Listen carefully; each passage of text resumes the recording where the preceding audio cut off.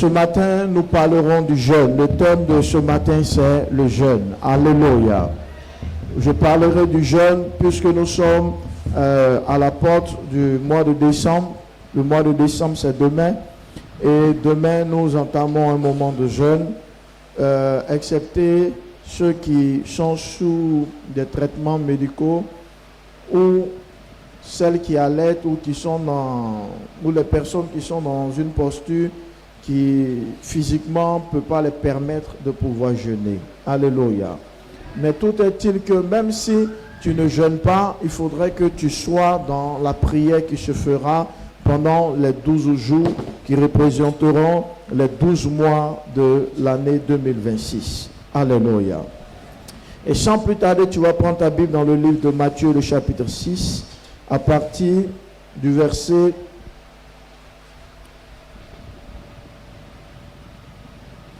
Matthieu, le chapitre 6, à partir du verset 17. On se tient debout, sinon à partir du verset 16. Matthieu, le chapitre 6.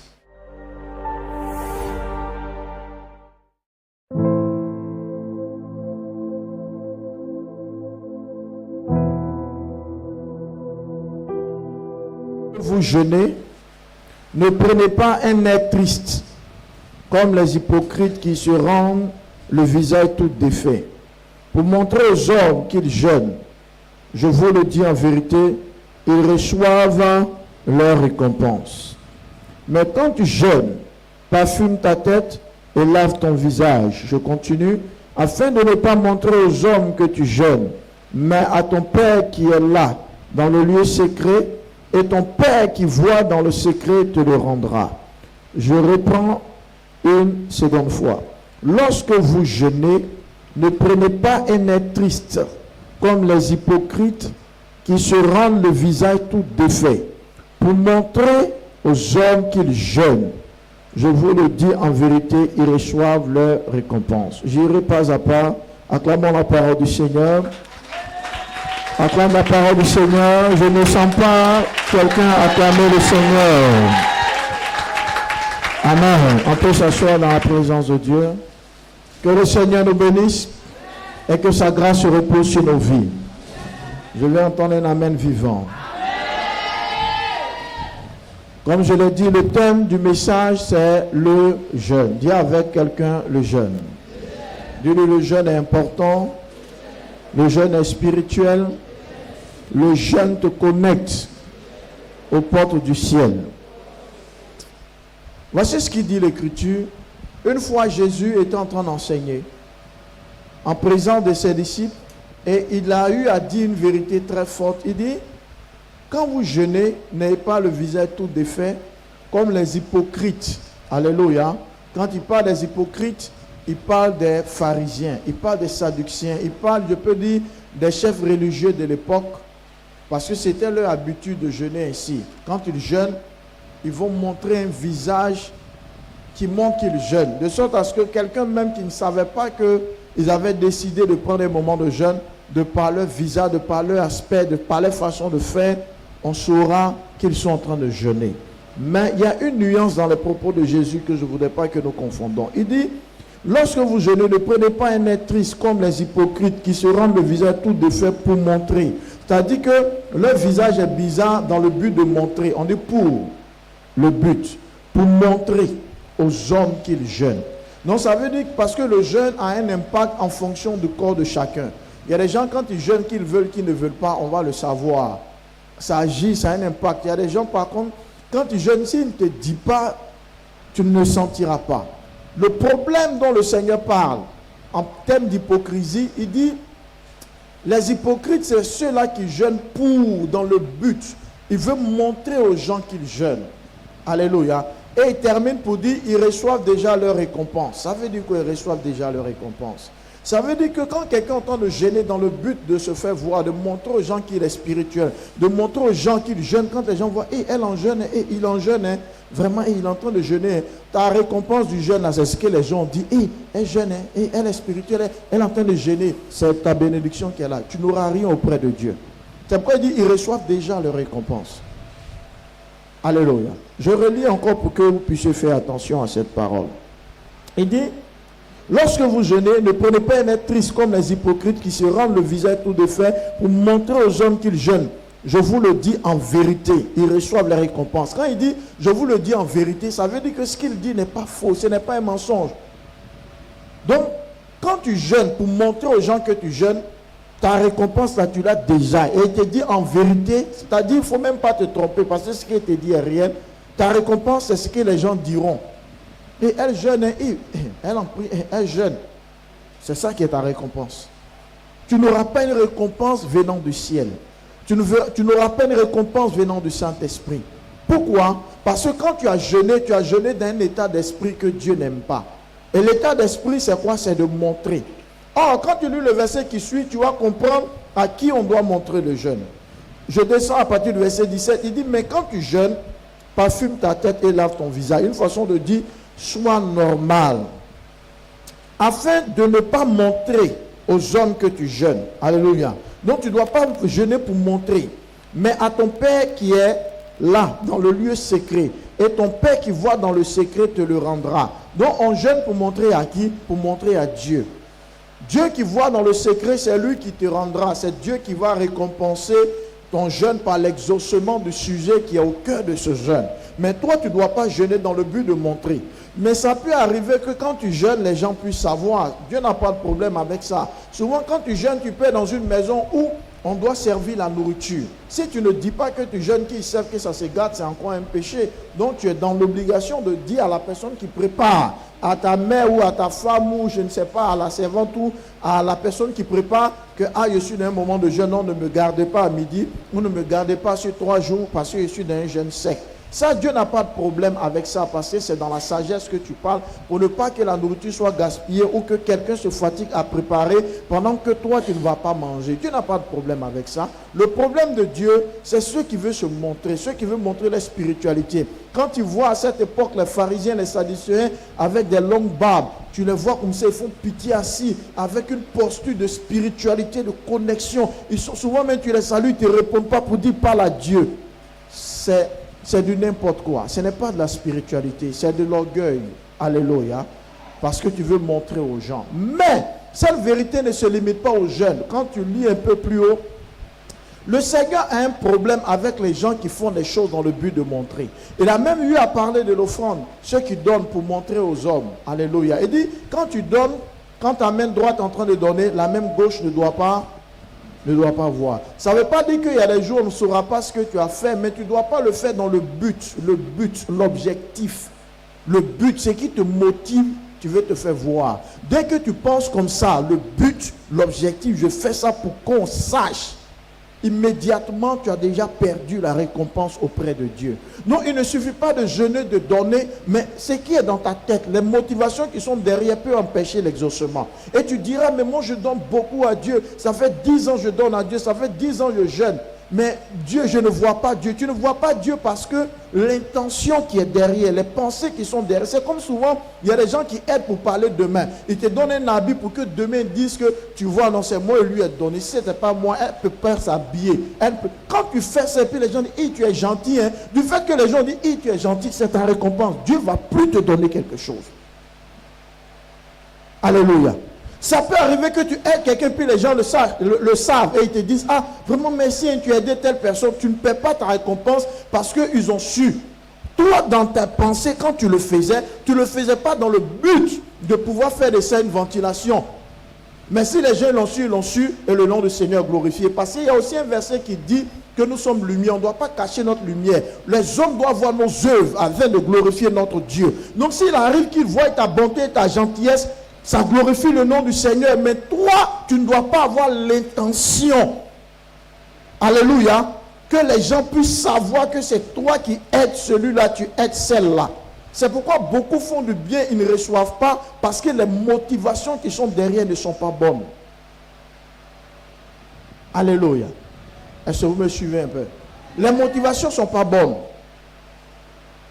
C'est comme souvent, par exemple, à l'église, on dit, ah, il y a telle soeur qui a accouché, on doit lui donner un savon. Il y a des gens qui donnent beaucoup de savon dans la tête parce que le jour où je vais accoucher, on doit donner pour moi. Quand il fait ça, Dieu ne peut pas te récompenser. Parce qu'il ne le fait pas d'un esprit de je vais soutenir, mais il le fait d'un esprit de je vais recevoir. Non, ça, ce n'est plus un don, c'est une tontine. La tontine, là, quand tu donnes là, tu attends, il faut que pour toi revienne. Mais un chrétien n'attend pas un retour. Si tu as fait du bien, même si toi tu n'as pas fait du bien, lui sait que sa récompense vient de Dieu. C'est pourquoi quand tu as fait du bien, souvent le retour, la récolte de ton bien ne viendra pas forcément par quelqu'un que tu as aidé. Ça peut venir d'ailleurs. Et la personne va te faire assez de bien. Tu dis, mais il a fait quoi de bon pour cette personne? Et puis la personne m'aide. Parce que Dieu te dit, quand toi aussi tu fais du bien, tu le fais à bon cœur. Donc je ne vais pas forcément te récompenser au travers de celui que tu as aidé, mais je peux utiliser quelqu'un ailleurs pour venir te dire, tu étais bon, récolte ce que tu as fait de bon. Donc ne pensez pas forcément que c'est là où vous avez semé que vous allez moissonner. Alléluia. Tu peux avoir aidé quelqu'un, scolariser quelqu'un, la personne réussit. Mais à quelqu'un que tu n'as pas mis à l'école, c'est lui qui va faire ta gloire. On se frustre facilement parce qu'on attend un retour de celui qu'on aide et on est blessé. Quand tu ne penses pas comme ça, que tu penses à j'aide à cause de Dieu, même si la personne n'est pas reconnaissante, ton regard est vers Dieu. Et tu seras béni par quelqu'un pour qui tu n'as rien fait. Et la personne sera très prête pour ta vie. Tu ne vas pas comprendre. Mais c'est les récoltes de ta semence qui sont en train de se faire ainsi. Il y a des gens qui récoltent actuellement des bénédictions de leur maman, même si elle était païenne, même si le vieux était païen, il est décédé. Mais le bien que ton père a fait, parce que la Bible dit en Genèse 8, 22, que tant que la terre subsistera, il aura la semaille et la moisson. Donc si ton papa de son vivant a fait du bien aux gens, ta maman a fait du bien aux gens, et qu'ils n'ont pas été reconnaissants, le vieux est bon avec ça, ou actuellement il est au village, ce bien là, forcément, l'un de ses enfants va récolter. C'est pourquoi souvent vous allez voir dans la famille, il y a un qui prospère, qui réussit, qui avance. Dieu bénit un, ou il bénit deux ou trois, ils les font avancer parce que souvent ils sont en train de récolter des choses que les grands-parents qui ne vivent pas ont sémé. Eux n'ont pas eu le retour, mais Dieu dit non, comme ils ont sémé, forcément ils doivent moissonner. Et comme ils ne vivent plus, les petits-enfants vont moissonner cela. C'est pourquoi on le dit que le bienfait n'est jamais perdu. Tout ce qu'on sème, on le moissonne. Donc, il ne faut jamais regretter, tu as aidé quelqu'un, la personne n'a pas été reconnaissante. Dieu sait où il va faire le retour de ce que tu as fait. C'est pourquoi tout ce que tu le fais, il faut le faire avec un bon cœur. Il faut le faire avec une bonne pensée. Là où tu ne penses pas, là où tu ne t'attendais pas, tu auras une grande moisson. Parce que tout ce qu'on sème, on le moissonne. La science dit rien ne se perd, mais tout se transforme. Ce que tu as fait va se transformer en quelque chose pour venir dans ta vie. Alléluia. Je parle à quelqu'un? Ok. Si je suis chanteur à l'église, je dois bien chanter pour que mon Dieu soit fier de moi. Pas pour que les gens disent, elle chante d'elle, et il chante d'elle. Une fois que tu fais ça, du fait que les gens disent, elle chante d'elle, c'est ta récompense. Donc tu peux être dans une église 100 ans, tu chantes, Dieu ne te récompense pas. Parce que tu ne chantes pas pour adorer Dieu, tu chantes pour qu'on dise que tu as une belle voix. L'autre peut avoir une voix de crapaud, de grenouille, mais il chante pour que, oh Dieu, que les cœurs soient touchés, que les gens soient disposés. Et puis il n'a pas belle voix, mais Dieu le bénit. Tu dis, mais Seigneur, lui le vaurien, même cantique ça, il ne sait pas chanter. C'est pas fait, il ne sait pas chanter, c'est chanter. C'est le cœur avec quoi on fait l'œuvre de Dieu. Le cœur avec quoi on jeûne. Le cœur avec quoi on donne. Le cœur avec quoi on vient à l'église. C'est ce cœur-là que Dieu regarde pour récompenser. Avec Dieu, là, l'intention vaut l'acte. Dieu est plus regardant sur la motivation que sur les actes. C'est pourquoi quand tu es en train de jeûner, il ne faut pas jeûner pour qu'on sache. Les gens peuvent savoir. Ce n'est pas un problème. Mais toi, tu ne dois pas jeûner dans le but que les gens puissent savoir. Est-ce que tu es béni? Souvent dans les assemblées, les gens font beaucoup de choses pour avoir le regard du pasteur. Si le pasteur n'est pas encore venu, il y a un comportement qu'on a. Pendant les prières, les directions du dirigeant, les caméramans, ceux qui chantent. Maintenant, quand le pasteur arrive, il y a un comportement, on veut bien faire. Ah, papa, il faut voir comment il te filme, comment il prend la photo. Papa, il faut voir comment il chante. Papa, il faut voir comment je danse. Je ne suis pas Dieu, tu as perdu ta récompense. On ne vient pas à l'église pour plaire un prophète, on vient à l'église pour plaire au Saint-Esprit. C'est pourquoi vous pouvez faire 1000 ans dans une église, vous allez souffrir. Parce que tout ce que vous faites n'est pas vrai, c'est hypocrite. C'est pourquoi Jésus lui ne fait pas comme les hypocrites. L'hypocrite, il fait comme s'il est avec toi, mais il n'est pas avec toi. L'hypocrite, il fait comme s'il est venu adorer. Oh, c'est le pasteur, il attend. Et quand il passe à côté, parce qu'il attend une prophétie, oh Père, je t'adore, il fait son visage petit comme un oiseau qui est tombé dans l'eau. Pour que je dise, ah, Mon fils, Dieu m'a montré quelque chose, Dieu ne dit rien. Parce que Dieu connaît le cœur de chacun. On ne vient pas à l'église pour montrer son visage ou pour plaire au pasteur. Si tu plais à Dieu, Dieu permettra que aussi le pasteur te voie. Mais on ne cherche pas à ce que l'homme nous voit, on cherche à ce que Dieu nous voit. Il y a des gens que tu peux voir, tu peux les mépriser, ils font rire, mais dans le ciel, là, Dieu connaît les cœurs. Dieu les trouve plus bons que des gens qu'on pense qu'ils sont bons. Alléluia. Est-ce que je parle à la fois de quelqu'un? Il faut faire les choses pour plaire à Dieu. La faveur de Dieu est plus que la faveur des hommes. Les mêmes qui ont te dit Alléluia, Hosanna, c'est les mêmes qui ont te crucifié demain. Il ne faut pas chercher à plaire à l'homme. Cherche à plaire à Dieu. Et si tu plais aux hommes, gloire à Dieu. Mais ta priorité, c'est de plaire à qui? À Dieu. C'est ça qui est le plus important. Et ce piège-là, beaucoup de chrétiens tombent dans ce piège. Quand ils viennent à l'église, tout ce qu'ils font, c'est pour le regard du pasteur. Si on dit le pasteur a voyagé, qui est en mission, il y a une façon de venir à l'église, il y a une façon de prier, il y a une façon d'écouter les gens. Même quand le responsable parle, même il s'en fout. Tant que papa n'a pas parlé, c'est la parole de papa qui a une parole. Mais toi, tu es échoué. Tu sais pourquoi Dieu permet qu'un responsable, qui n'est pas le pasteur, te parle, te donne des instructions? Dieu veut voir si tu es humble. Tant que tu es orgueilleux dans un département, il y a des prières qui ne sont pas exaucées. Parce que Dieu résiste à l'orgueil.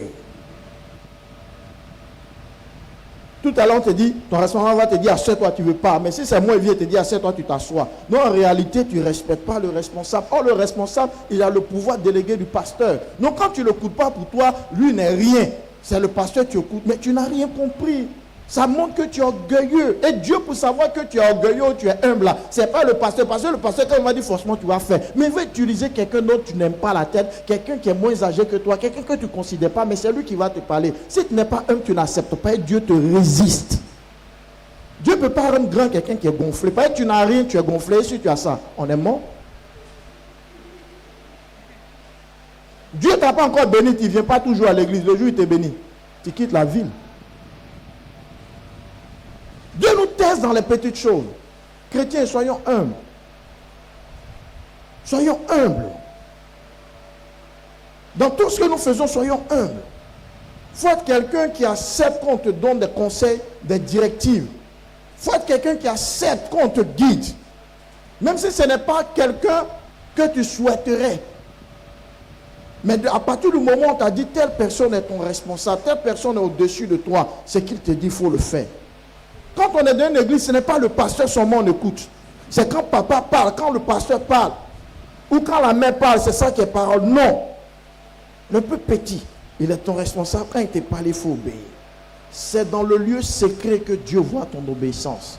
Vous savez comment David est devenu grand? Il n'est pas devenu grand quand il a tué Goliath. David est devenu grand quand il a commencé à tuer les ours au champ, en brousse. En brousse, à qui le voit personne. Mais Dieu le voyait en brousse. Dieu voyait sa fidélité, comment il défendait les brebis de son père. Dieu dit quelqu'un qui est capable de sacrifier sa vie pour les animaux, c'est qui peut diriger une nation. C'est dans les petits trucs que Dieu voit. Et souvent tu vas te dire, mais le culte est fini. Ça n'a rien à voir avec le culte. Mais c'est tout ça qui bloque ta vie. C'est tout ça qui bloque ta vie. Ce que toi tu ne considères pas là, ne pense pas que Dieu ne considère pas. Dieu considère des choses que toi tu négliges. Alléluia. Est-ce que je parle à la fois de quelqu'un? Ayons Dieu dans notre cœur et que son règne vienne habiter dans notre vie. Le regard du Seigneur est sur chacun. Souvent dans les églises, il y a des gens, ils ne saluent pas. Hein?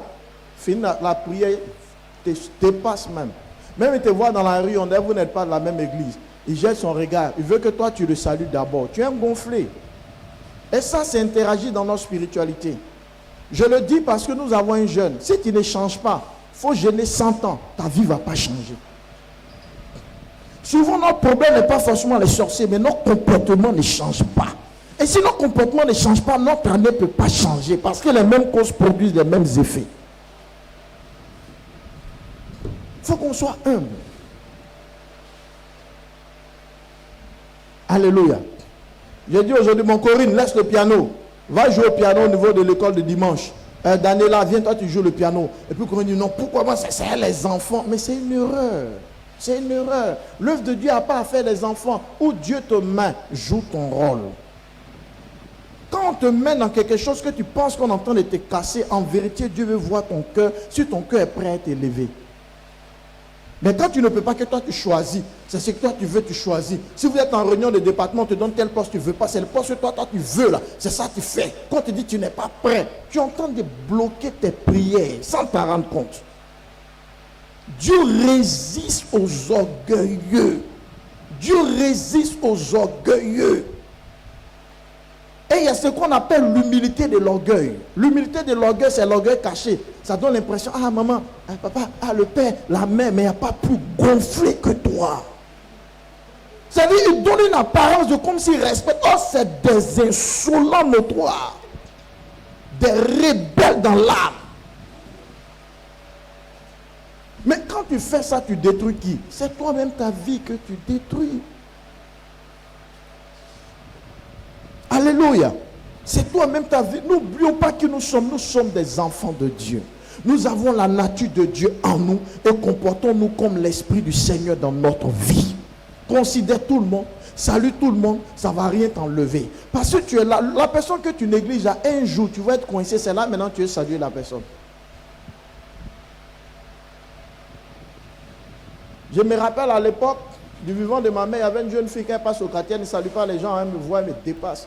Et un jour, il y avait une urgence chez eux, sa mère lui a dit, va, c'est vrai, sa mère l'a envoyé chez nous, va voir ma soeur, c'est-à-dire ma mère en fait. Et quand elle arrive, pendant qu'elle est en train de venir, c'est moi, je suis arrêté à la porte. Donc, elle ne sait pas si elle va s'envoler, parce que tu as passé par là. Il y a des comportements que tu fais aujourd'hui, là, tu penses que tu es arrivé, ça te prend sur un chemin. Et puis tout le monde n'a pas le même cœur. Il y a des gens qui ne digèrent pas ça. Ils vont te ramener à l'ordre. Considère pas, tu t'en fous de tout le monde. Tu ne gères pas les gens en orgueil. Un jour, tu as un problème, tu n'as pas fait exprès convocation, gendarmerie, tu es à la porte. Tu es en train de demander pardon et malheureusement, la personne avec qui tu as affaire là, c'est la nièce même de la personne que tu ne salues pas.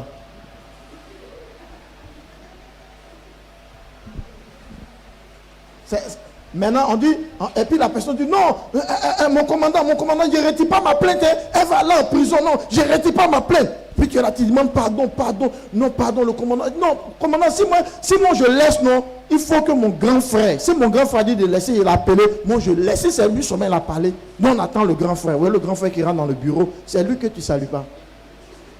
Et puis quand il a erreur, tu fais quoi? Tu as le salut quoi? Bonjour mon frère, tu le connais?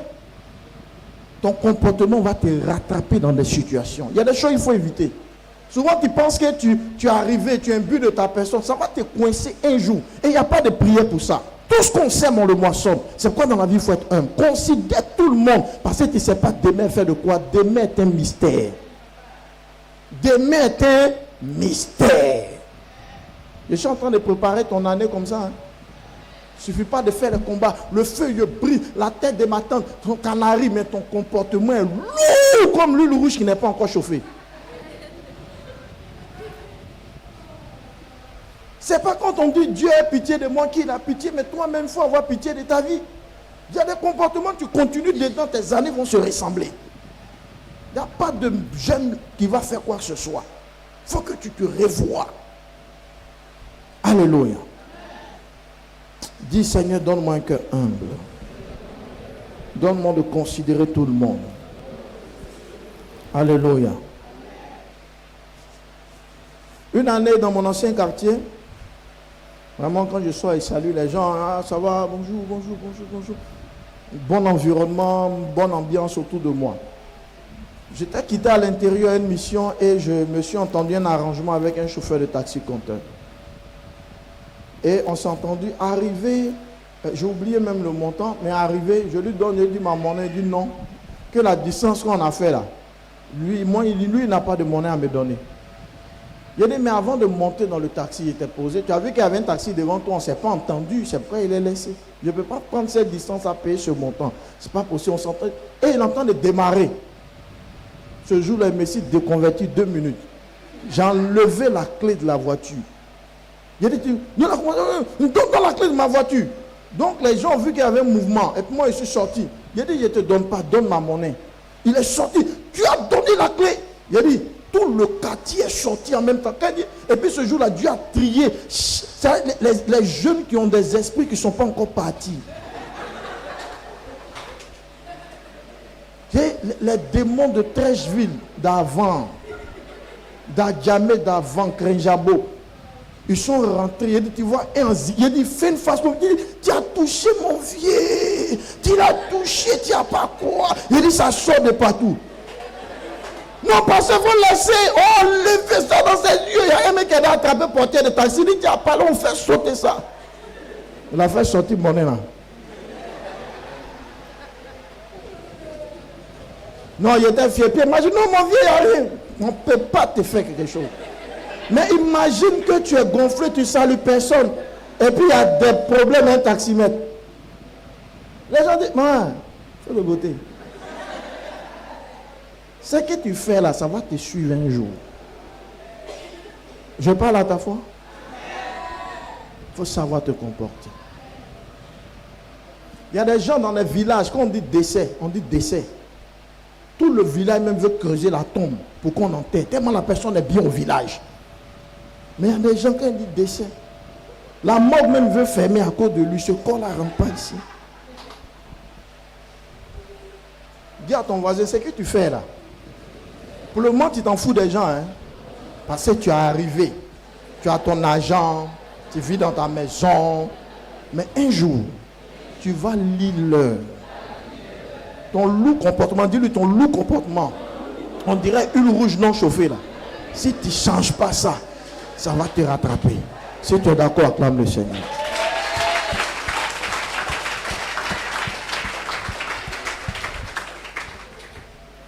Quand nous jeûnons, nous devons chercher à montrer à Dieu, pas aux hommes. Alléluia.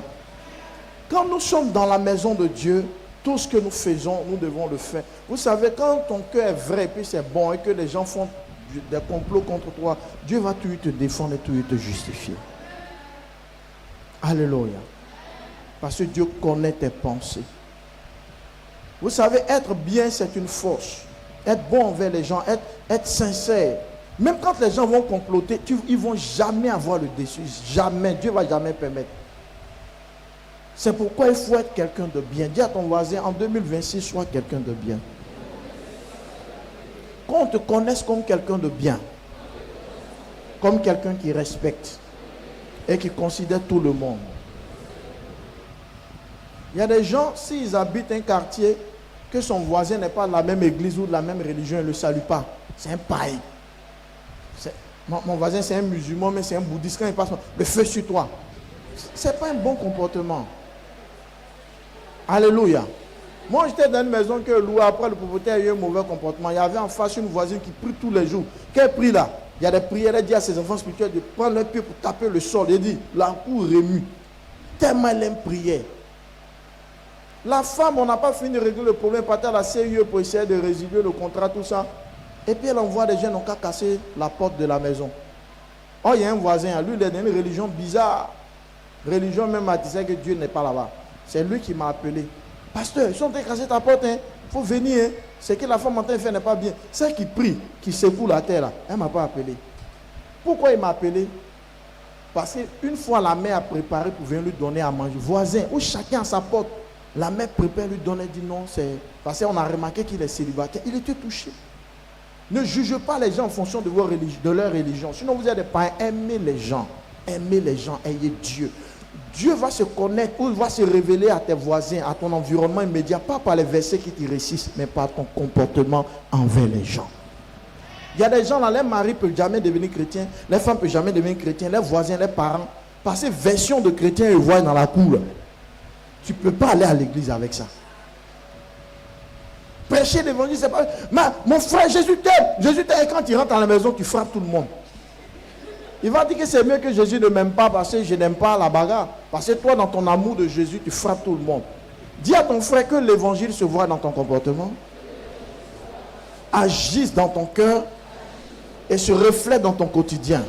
Je veux un amen fort. Je veux un amen de 2026. Quand vous jeûnez, Ne prenez pas un air triste pour montrer aux hommes que vous jeûnez. Alléluia. Mais montrez à votre Père qui voit dans le secret. Dis à quelqu'un ce que tu fais, tu dois le montrer au Seigneur. Tu dois le montrer au Seigneur. Tu dois le montrer au Seigneur.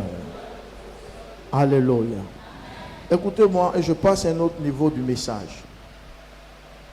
Dieu ne vous rendra pas grand si vous n'êtes pas humble.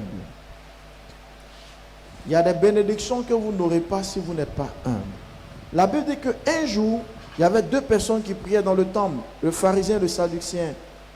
Non, le samaritain si je n'abuse, avec le pharisien. Et la Bible dit que le pharisien a dit, oh Dieu, moi je jeûne 2 fois par semaine, je donne ma dîme. Il a commencé à vanter tout ce qu'il fait pour Dieu. Et la Bible dit que l'autre qui était à côté, le publicain, si je ne me trompe pas, a dit, oh Dieu, je ne suis même pas digne de lever la tête vers toi. Oh Dieu. Il a commencé à implorer la clémence de Dieu. La Bible dit que celui qui implorait la clémence de Dieu au point de dire qu'il n'est pas digne, la Bible dit qu'il est sorti de la prière justifié. Pendant que lui qui se targuait de dire qu'il payait sa dîme, il jeûnait combien de fois par semaine, Dieu ne l'a pas exaucé. Souvent, il y a des gens qui disent des choses dans les cœurs. Albertine, lève-toi. Serge, lève-toi. Attrape la main d'Albertine. Et puis venez devant moi. Et dit, ah, c'est un exemple. Vraiment, aujourd'hui, c'est la dot ou le mariage. Voici le couple Georges. Et puis Daniela assise, elle regarde. Ceux les font quoi à l'église ici? Ouais, beauté la même. Mais elle ne dit pas dans la bouche, elle dit dans son cœur. Quand tu penses comme ça, que toi tu penses que toi tu mérites, que tu as plus de charme pour te marier, tu as plus de charme pour travailler, tu as verrouillé ta prière sur ce sujet. Il ne faut pas penser que tu es mieux que ceux à qui Dieu fait grâce. Ce qui nous bloque là, ce n'est pas ce qu'on dit physiquement, mais c'est ce qu'on dit dans notre cœur et dans notre pensée. On trouve qu'il y a des gens qui ne méritent pas. Toi, tu penses que tu mérites quelque chose? Alléluia. Vous pouvez vous asseoir.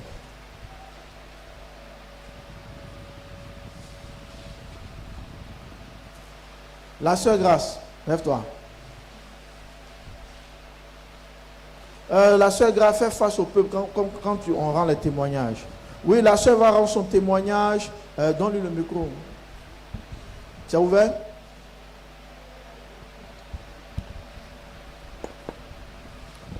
Rends un témoin, dit que maintenant tu as eu un travail, que tu travailles, où il y a beaucoup d'argent en Côte d'Ivoire même. Je veux dire merci à Dieu parce que j'ai eu un travail à la banque FMI. Acclamez le Seigneur. Je pensais que Grâce allait dire les banques d'ici, hein. Grâce, elle voit loin, hein, c'est bien. Elle dit qu'elle travaille au FMI, elle rend gloire à Dieu. Maintenant, toi, tu écoutes le témoignage là. Mais c'est elle a doublé CM2. Moi, je n'ai jamais doublé. Et puis Dieu, c'est ça là qui fait que, hein, même travail de popito, ils ne vont pas te prendre.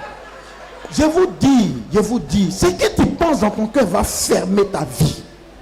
La Bible dit, réjouissez-vous avec ceux qui se réjouissent. Il faut apprendre à bénir Dieu pour la vie de ton frère. Tu médites le mal dans ton cœur. Sur cette chose, tu n'auras pas.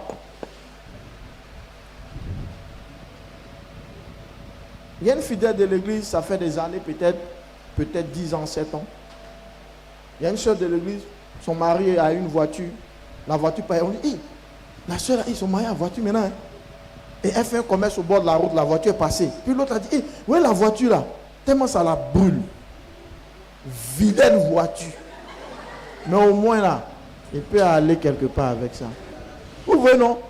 Ça lui fait mal. Je vous dis, c'est la meilleure façon de souffrir dans la vie. Et tellement elle souffre là, pour montrer aux gens que ça va, elle est obligée d'aller payer les comprimés des femmes doula qui font grossir les joues là. Et puis tu vois, il y a des moments, ces joues, on dirait qu'ils ont gonflé. C'est la grâce de Dieu, Dieu bénit, comprimé, tu dis Dieu bénit. Ça c'est quoi? C'est maladie, Dieu bénit où? À quelle bénédiction tu vas avoir comprimé pour grossir? Tu dors à chaque fois, tu manges pour montrer aux gens. Ça c'est une souffrance. C'est une souffrance. Si mon frère dit, ah, aujourd'hui, nous tous on vient en famille, dit, ah, moi, il y a eu un studio. On t'a ton studio. Donc, que Dieu te bénisse, mon frère. Que Dieu te bénisse. Oh, que ta grâce là vienne sur nous. C'est comme ça un enfant de Dieu pense. Si tu penses que tu es mieux que la personne qui témoigne, tu es mieux que la personne qui entend, je te dis, sur ce sujet-là, tu n'auras pas quelque chose. Je vous dis, hein, Dieu ne joue pas avec ça. Dieu ne joue pas avec ça. Il ne faut jamais penser que tu es mieux que qui que ce soit. Il ne faut jamais penser que tu es intelligent que qui que ce soit. Il ne faut jamais penser que toi tu es bien éduqué que qui que ce soit. Ça ne se fait pas. Tu le dis, tu vas avoir des problèmes avec Dieu.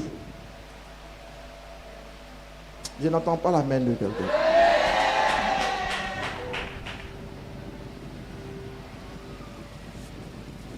Moi ici, belle. Ma camarade, elle est vilaine quand elle est mariée. Elle est vilaine. Son teint est vilain.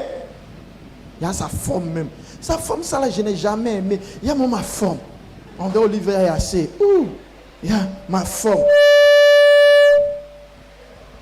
Mais toi, tu penses que c'est forme qui fait qu'on marie. Elle a quelque chose en elle qui fait que le monsieur l'aime. Et à force de te croire supérieur, tu vas te fermer.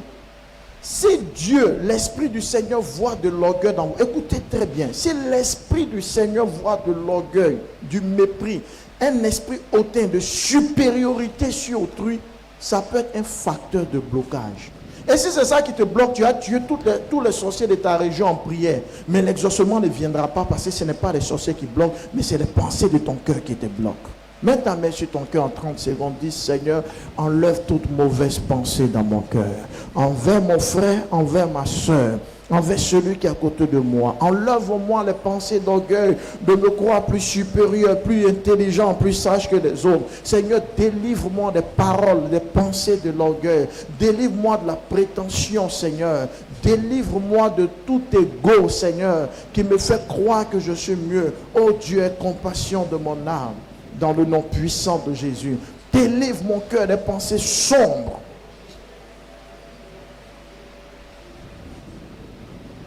Amen.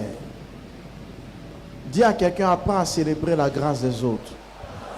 Même si tu n'as pas encore, il faut bénir Dieu pour la vie de l'autre. Vous savez, Dieu fait grâce à qui il veut. Dieu même, il ne sait pas. On ne connaît pas la vie de lui là. Lui là, il connaît sa go, il vient à l'église, mais il connaît sa go. Sa go à Gonzague, je les ai attrapés une fois. Moi, il n'y a pas go. Mais pourquoi depuis là, ma vie n'avance pas? Mais c'est à cause de ce que tu penses que ça n'avance pas. Parce que tu te dis que tu es mieux que l'autre. L'autre, même dans son erreur là, est-ce que tu connais son cœur vis-à-vis de Dieu? Il y a des choses que vous ne savez pas. Tu dis, Seigneur, moi, ça fait 6 mois, il ne cherche pas femme. Lui là, en 6 mois seulement là, ah Dieu, j'ai vu qu'à porte derrière sa fenêtre. Et puis pourquoi il témoigne? Si Dieu vous donne les pensées de chacun, mais ça si un haut-parleur, vous n'allez pas croire ce que certains pensent de d'autres personnes. Et puis tu permets, il témoigne. Oh moi pendant 6 mois, même quand les gens veulent s'embrasser dans les films de 19 même, j'éteins la télé et puis tu ne fais rien. C'est de l'orgueil. Dieu va te donner parce qu'il va te faire grâce. Il ne faut pas penser que tu es trop pur.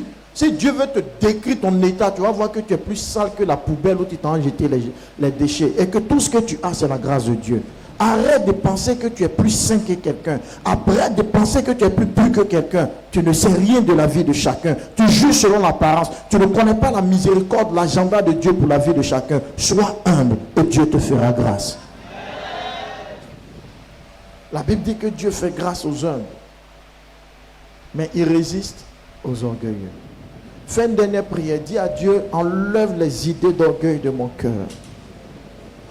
Enlève les pensées orgueilleuses de mon cœur. Il faut prier. Tu as besoin de ça. Toi, on ne va jamais te voir en train de tuer les gens, voler. Mais ce qui te bloque là, c'est ce qui se passe dans ton cœur. C'est ça qui te fait souffrir. C'est ça qui bloque ta vie. Ce qui est dans ton cœur, c'est ça qui est en train de gâter ta vie. Tu ne fais pas les choses physiquement, mais ton cœur, c'est que tu penses à l'intérieur de toi, en train de t'empêcher de vivre un témoignage, t'empêcher de vivre un miracle.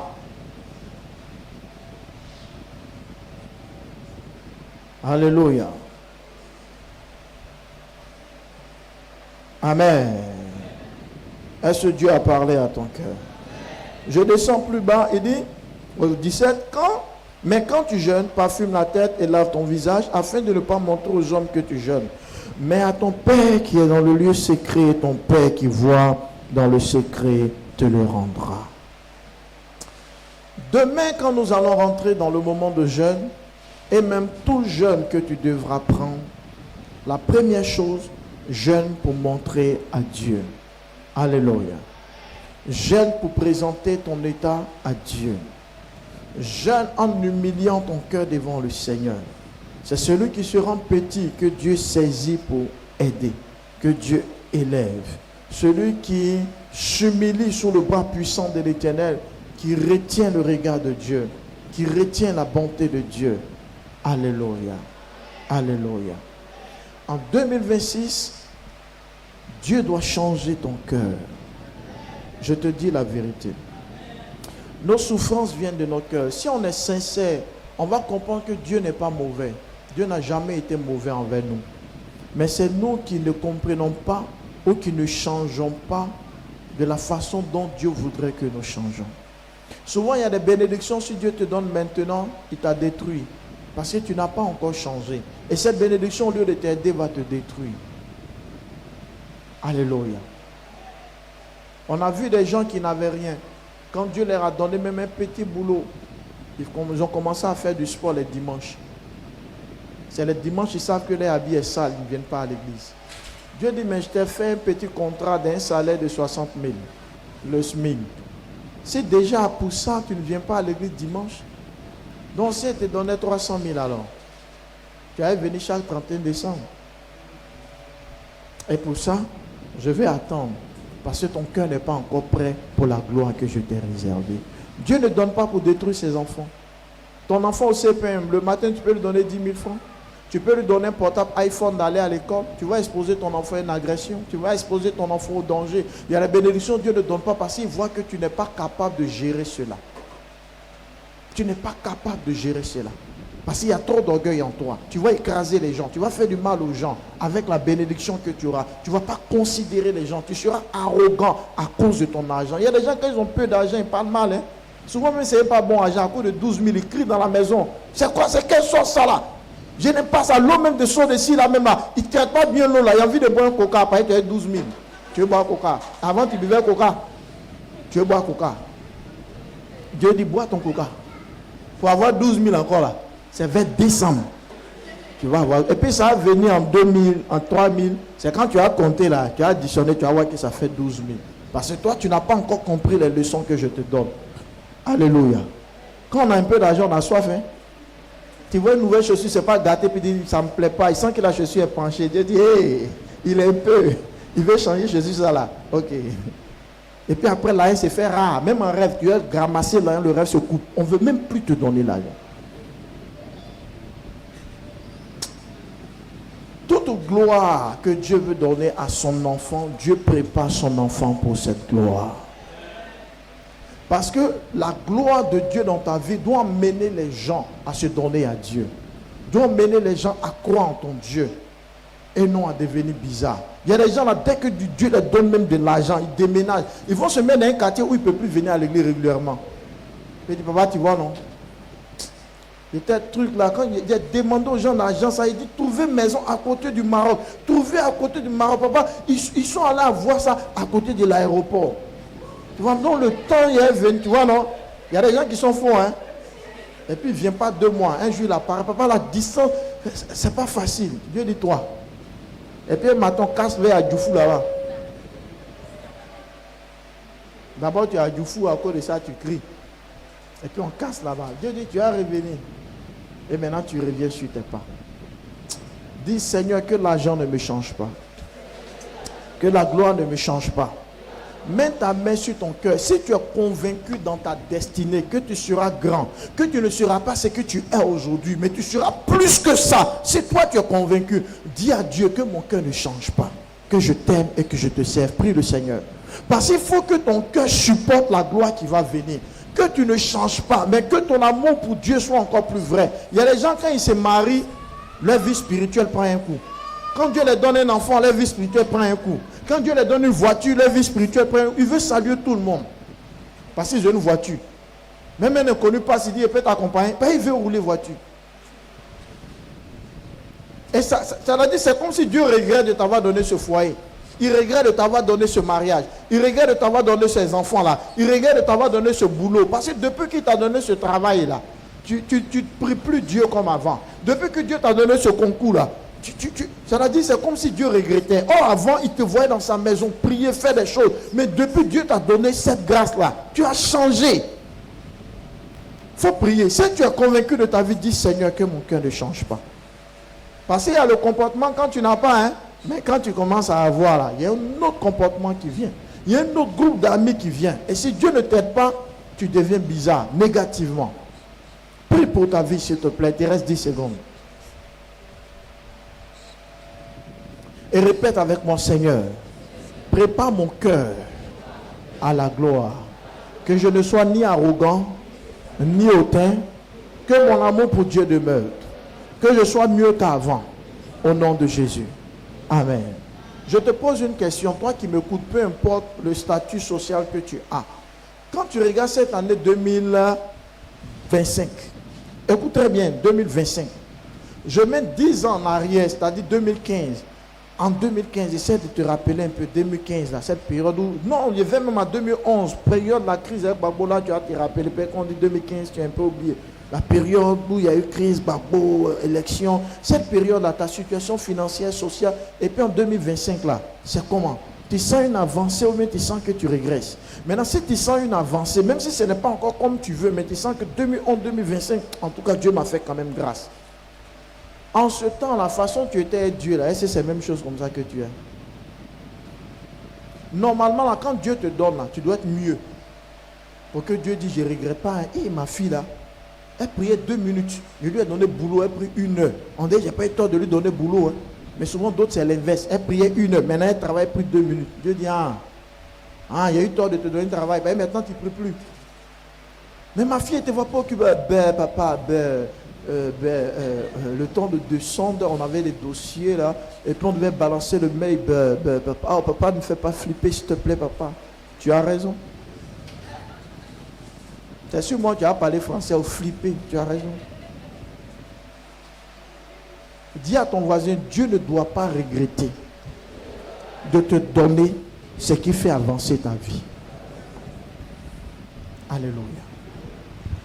D'autres, quand ils vivent en famille, Dieu, donne-moi une maison. Et quand il y a ma maison, moi c'est ma chambre.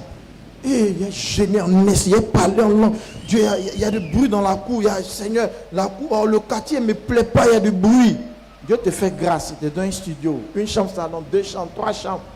Entre coucher où tu es seul. Mais c'est là tes ronflements sont violents. Oh, c'est toi, tu as oublié ce qu'il te disait. Quand tu étais en famille, là, Dieu, c'est... Tu vois comment tu as changé? On dirait que c'était mieux que tu sois en famille. Dis Seigneur, pardonne-moi. Quand tu me fais grâce, au lieu d'évoluer spirituellement, je régresse. Seigneur, pardonne-moi. Avant, là, tu ne dormais pas sous ventilateur, la chaleur, comme ça. Maintenant, tu as un ventilateur. Puis même, tu as peut-être un climatiseur. Mais c'est là que tu dors. Pourquoi tu fais ça? Avant, tu n'avais même pas une natte. C'est les pagnes que tu mettais. Maintenant, tu as un lit moelleux comme ça. Mais c'est là ta vie spirituelle en train de s'éteindre. Dieu doit-il regretter de te mettre à l'aise?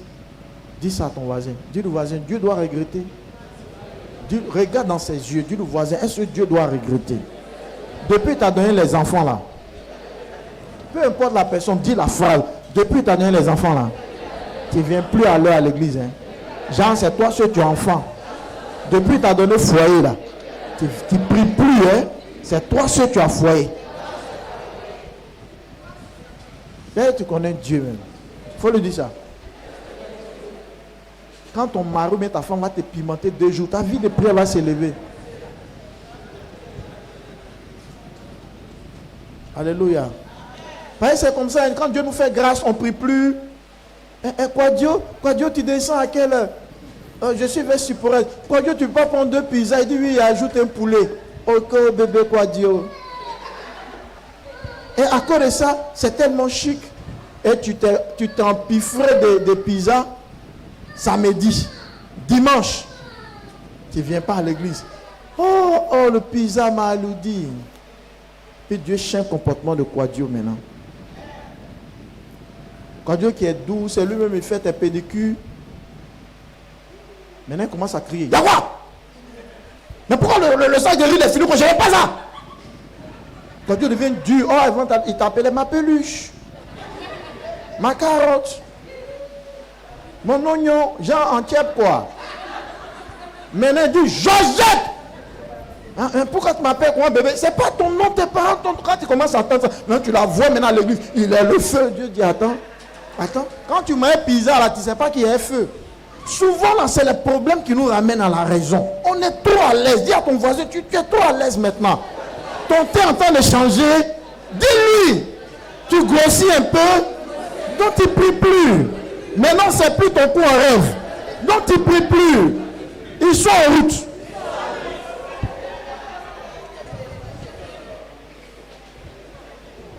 Non, ces 2 jours-là, j'ai prié. Oh Dieu, aie pitié.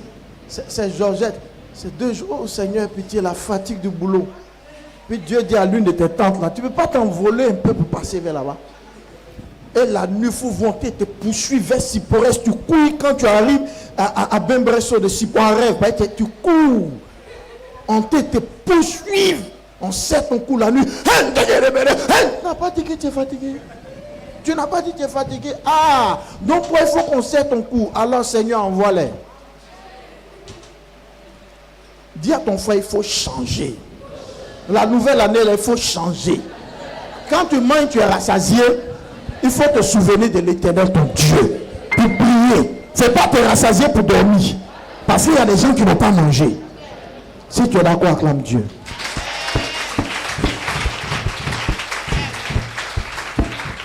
Mets ta main sur ton cœur en 10 secondes et dis à Dieu de te changer. Il faudrait que plus Dieu te mette à l'aise, plus ta spiritualité doit avancer. Avant même, tu n'as même pas d'habits.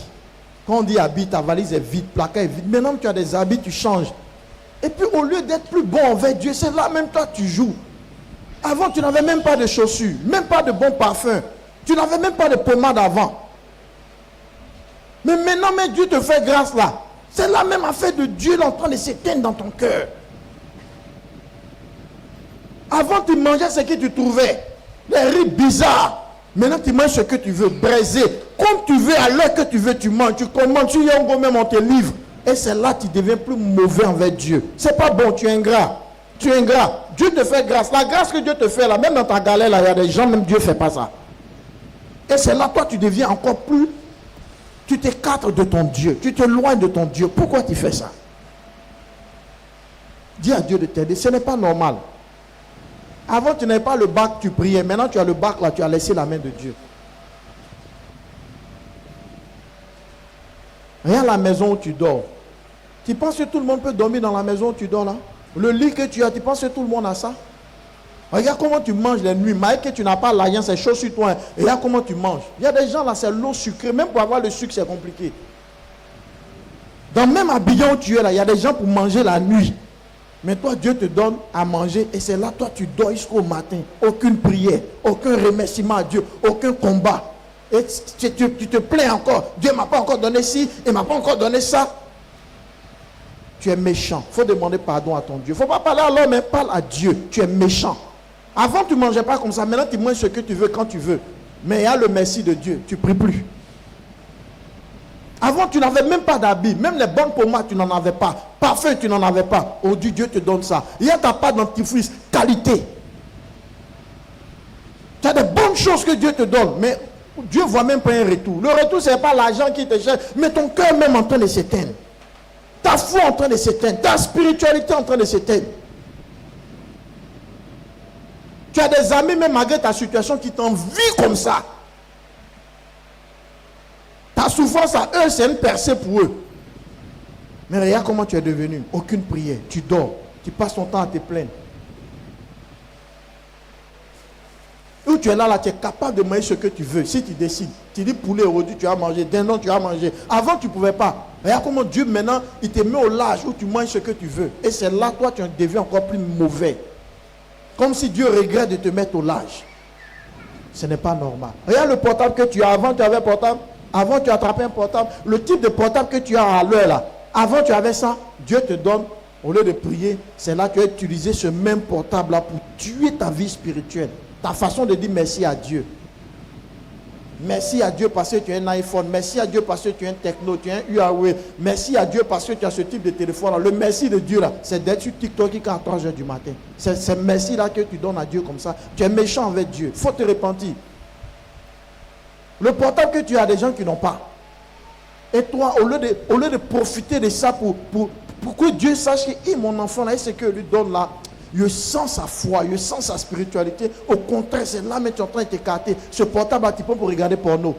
Ce portable à type pour écouter les musiques du monde, pour souiller ton âme, c'est-à-dire réveiller les désirs de la chair en toi. Il faut te repentir. Parce que 2026, Dieu veut bénir ceux qui seront prêts pour la bénédiction. Ceux qui ne seront pas prêts pour la bénédiction, le Seigneur trouvera que ça ne les intéresse pas.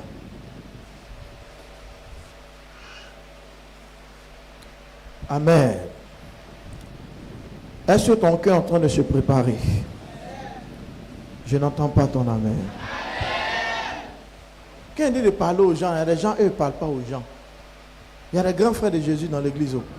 On dit parle à ta voisine, l'autre parle, toi tu ne parles pas. Il faut continuer. C'est cet orgueil-là qui est notre problème. Ce n'est pas bon. Je vous dis, ce n'est pas bon. Ceux qu'on dit parle à ton voisin et puis parle, ils ne sont pas bêtes. Ils ont un cœur d'obéissance. C'est ça qui nous fatigue. Si on ne change pas, ce n'est pas beau. Hein? Alléluia. On va prendre un deuxième verset.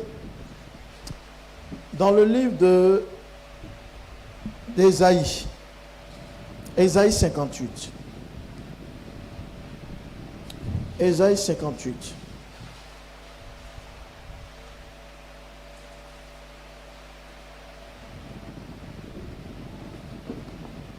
Vous n'avez pas besoin de vous lever.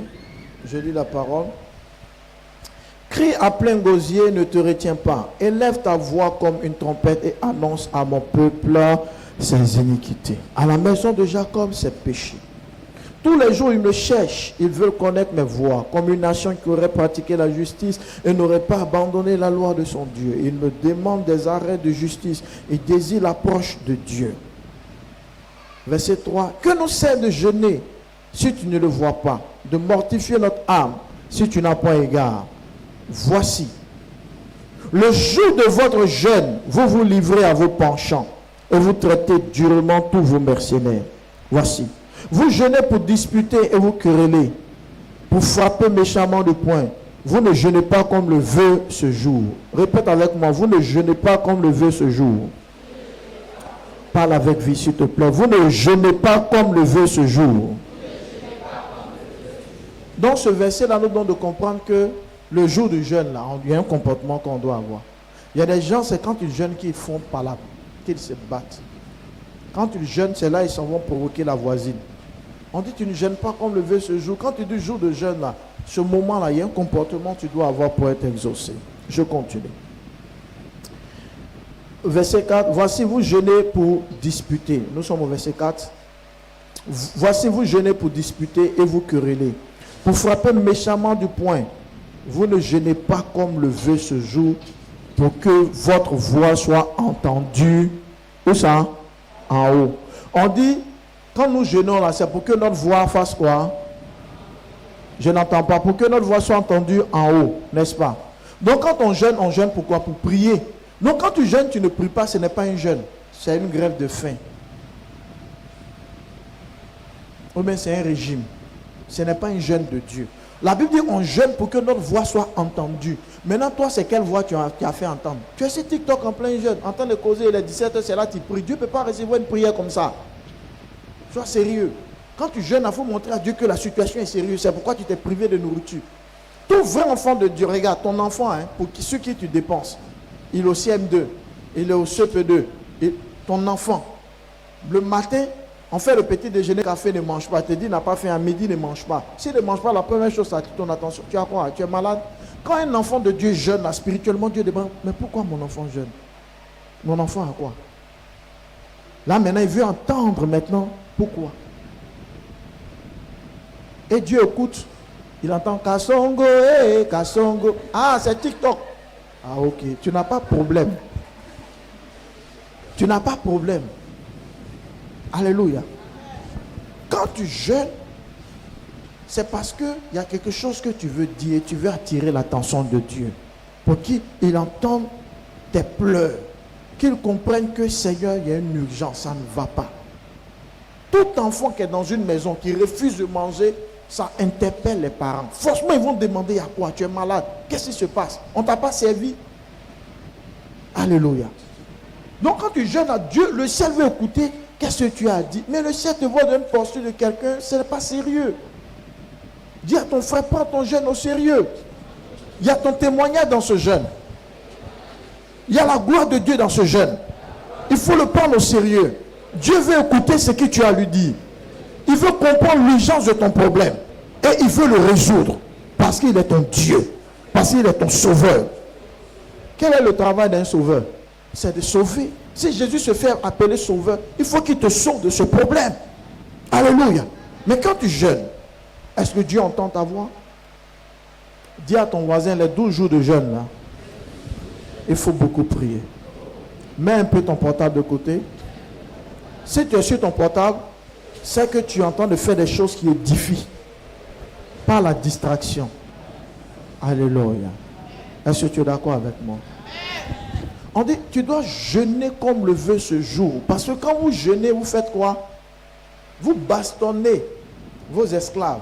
Donc, c'est-à-dire qu'à cette époque d'Ésaïe, le peuple d'Israël en jeûne. Mais il faut voir comment ils sont chicotés les esclaves. Là, en train de frapper les gens, insulter les gens. Et puis Dieu utilise Ésaïe pour dire, ils veulent que je les exauce. Mais regarde ce qu'ils font en jeûne. Regarde ce qu'ils font en jeûne. Comment je peux exaucer des gens qui passent le temps à avoir un tel comportement dans un jeûne? Alléluia. Je continue. Nous sommes à quel verset? Au verset 5. Est-ce là le jeûne auquel je prends plaisir, un jour où l'on humilie son âme, courber la tête comme un jonc, et se coucher sur le sac et la cendre? Est-ce là ce que tu appelles un jeûne, un jour agréable à l'Éternel? Voici le jeûne auquel je prends plaisir. Détache les chaînes de la méchanceté, dénoue les liens de la servitude, renvoie libre les opprimés, et que l'on rend toute espèce de joug. Partage ton pain avec celui qui a faim, et fais entrer dans ta maison les malheureux sans asile.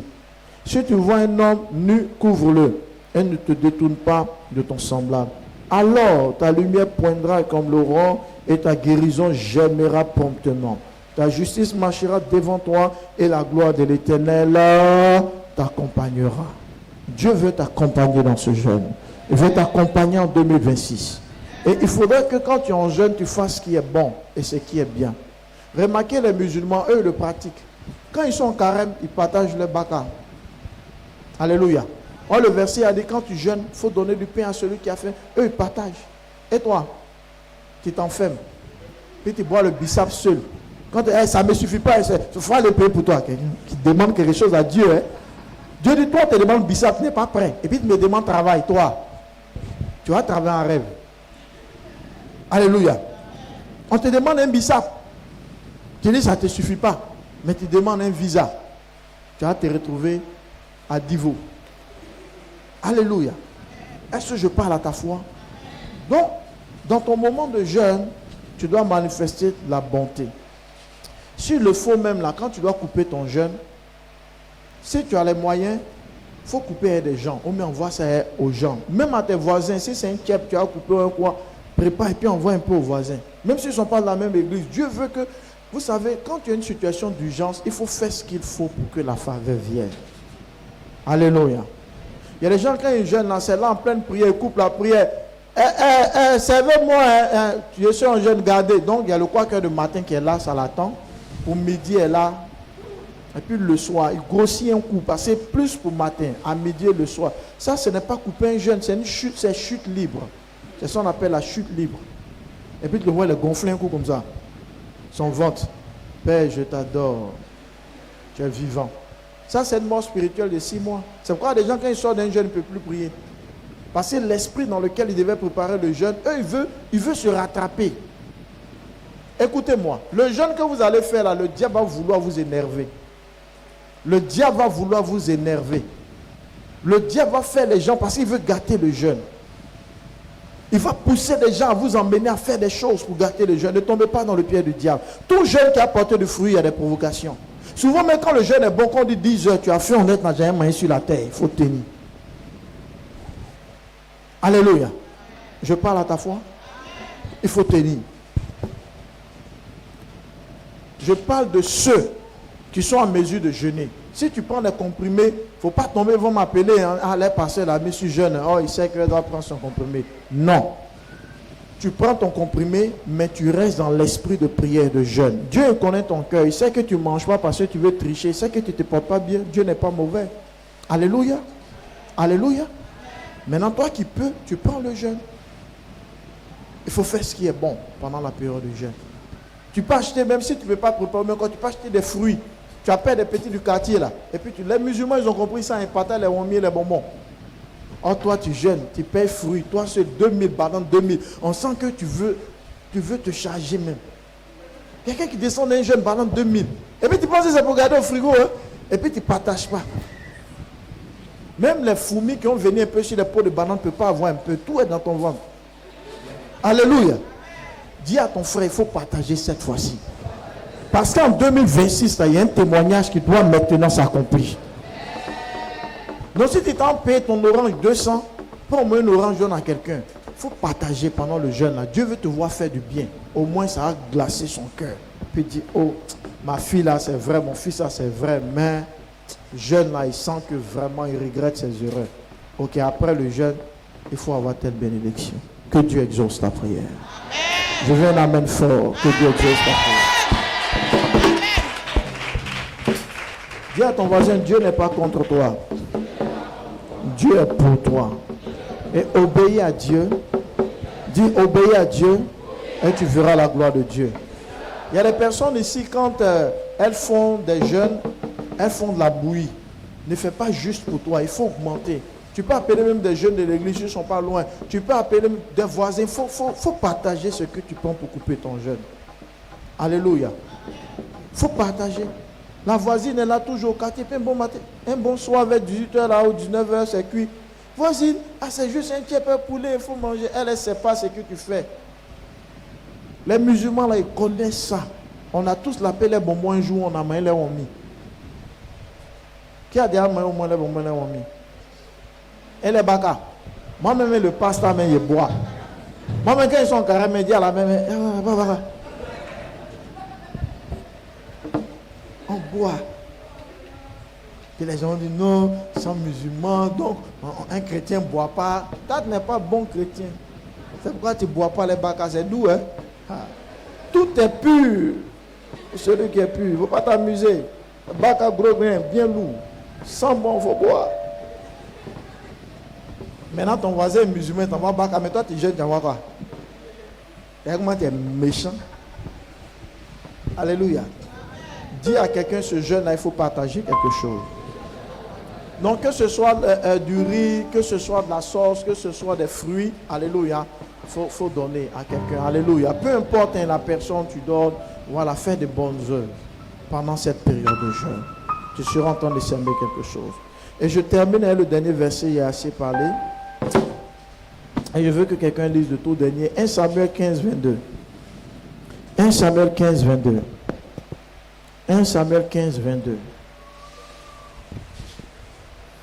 1 Samuel 15, verset 22. Je veux que quelqu'un lise ça. Toi qui vas lire là, ton jeûne est béni. Ouais.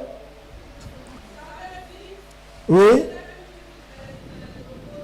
L'Éternel trouve-t-il du plaisir dans les holocaustes et les sacrifices? Comme dans l'obéissance à la voix de l'Éternel. Elle dit, voici l'obéissance. L'obéissance vaut mieux que le sacrifice. Oui. Des béliers. L'obéissance à sa parole vaut mieux que la graisse des béliers. Descends plus tard. Plus bas du moins. Car la désobéissance. Écoutez.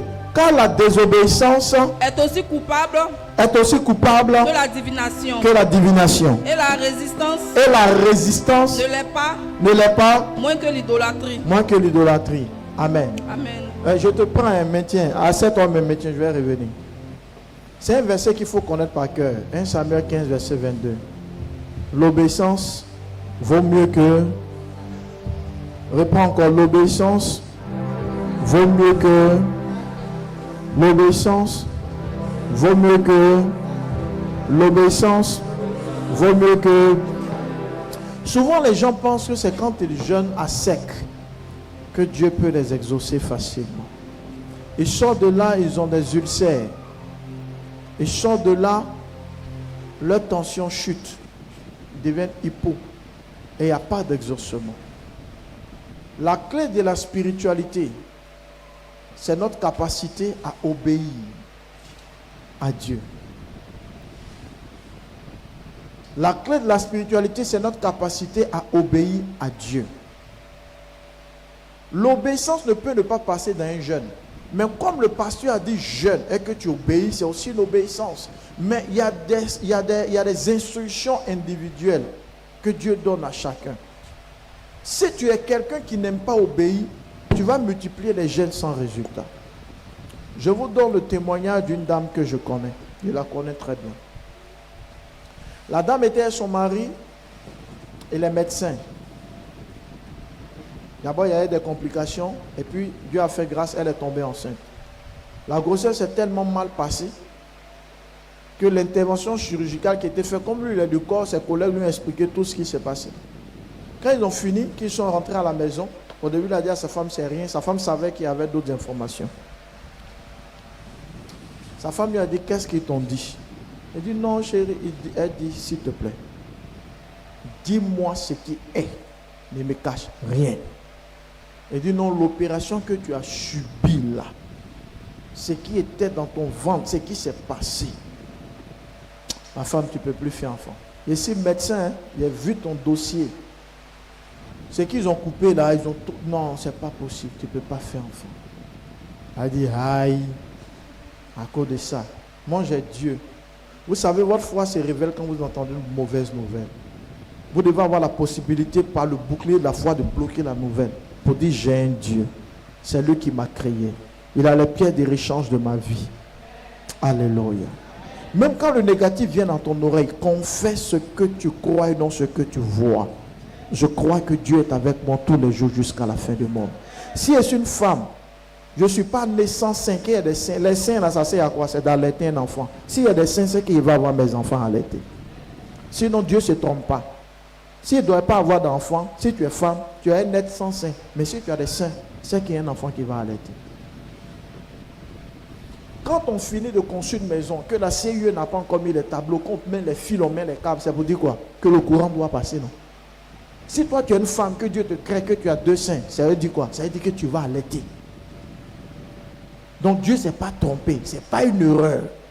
Dieu va accomplir ce pourquoi il t'a donné des seins. Mais elle était piquée, on est humain. Hein? Quand il y a des nouvelles, tu entends ça, c'est bon.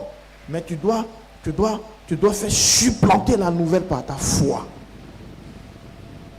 Elle allait expliquer à son pasteur la gravité du problème.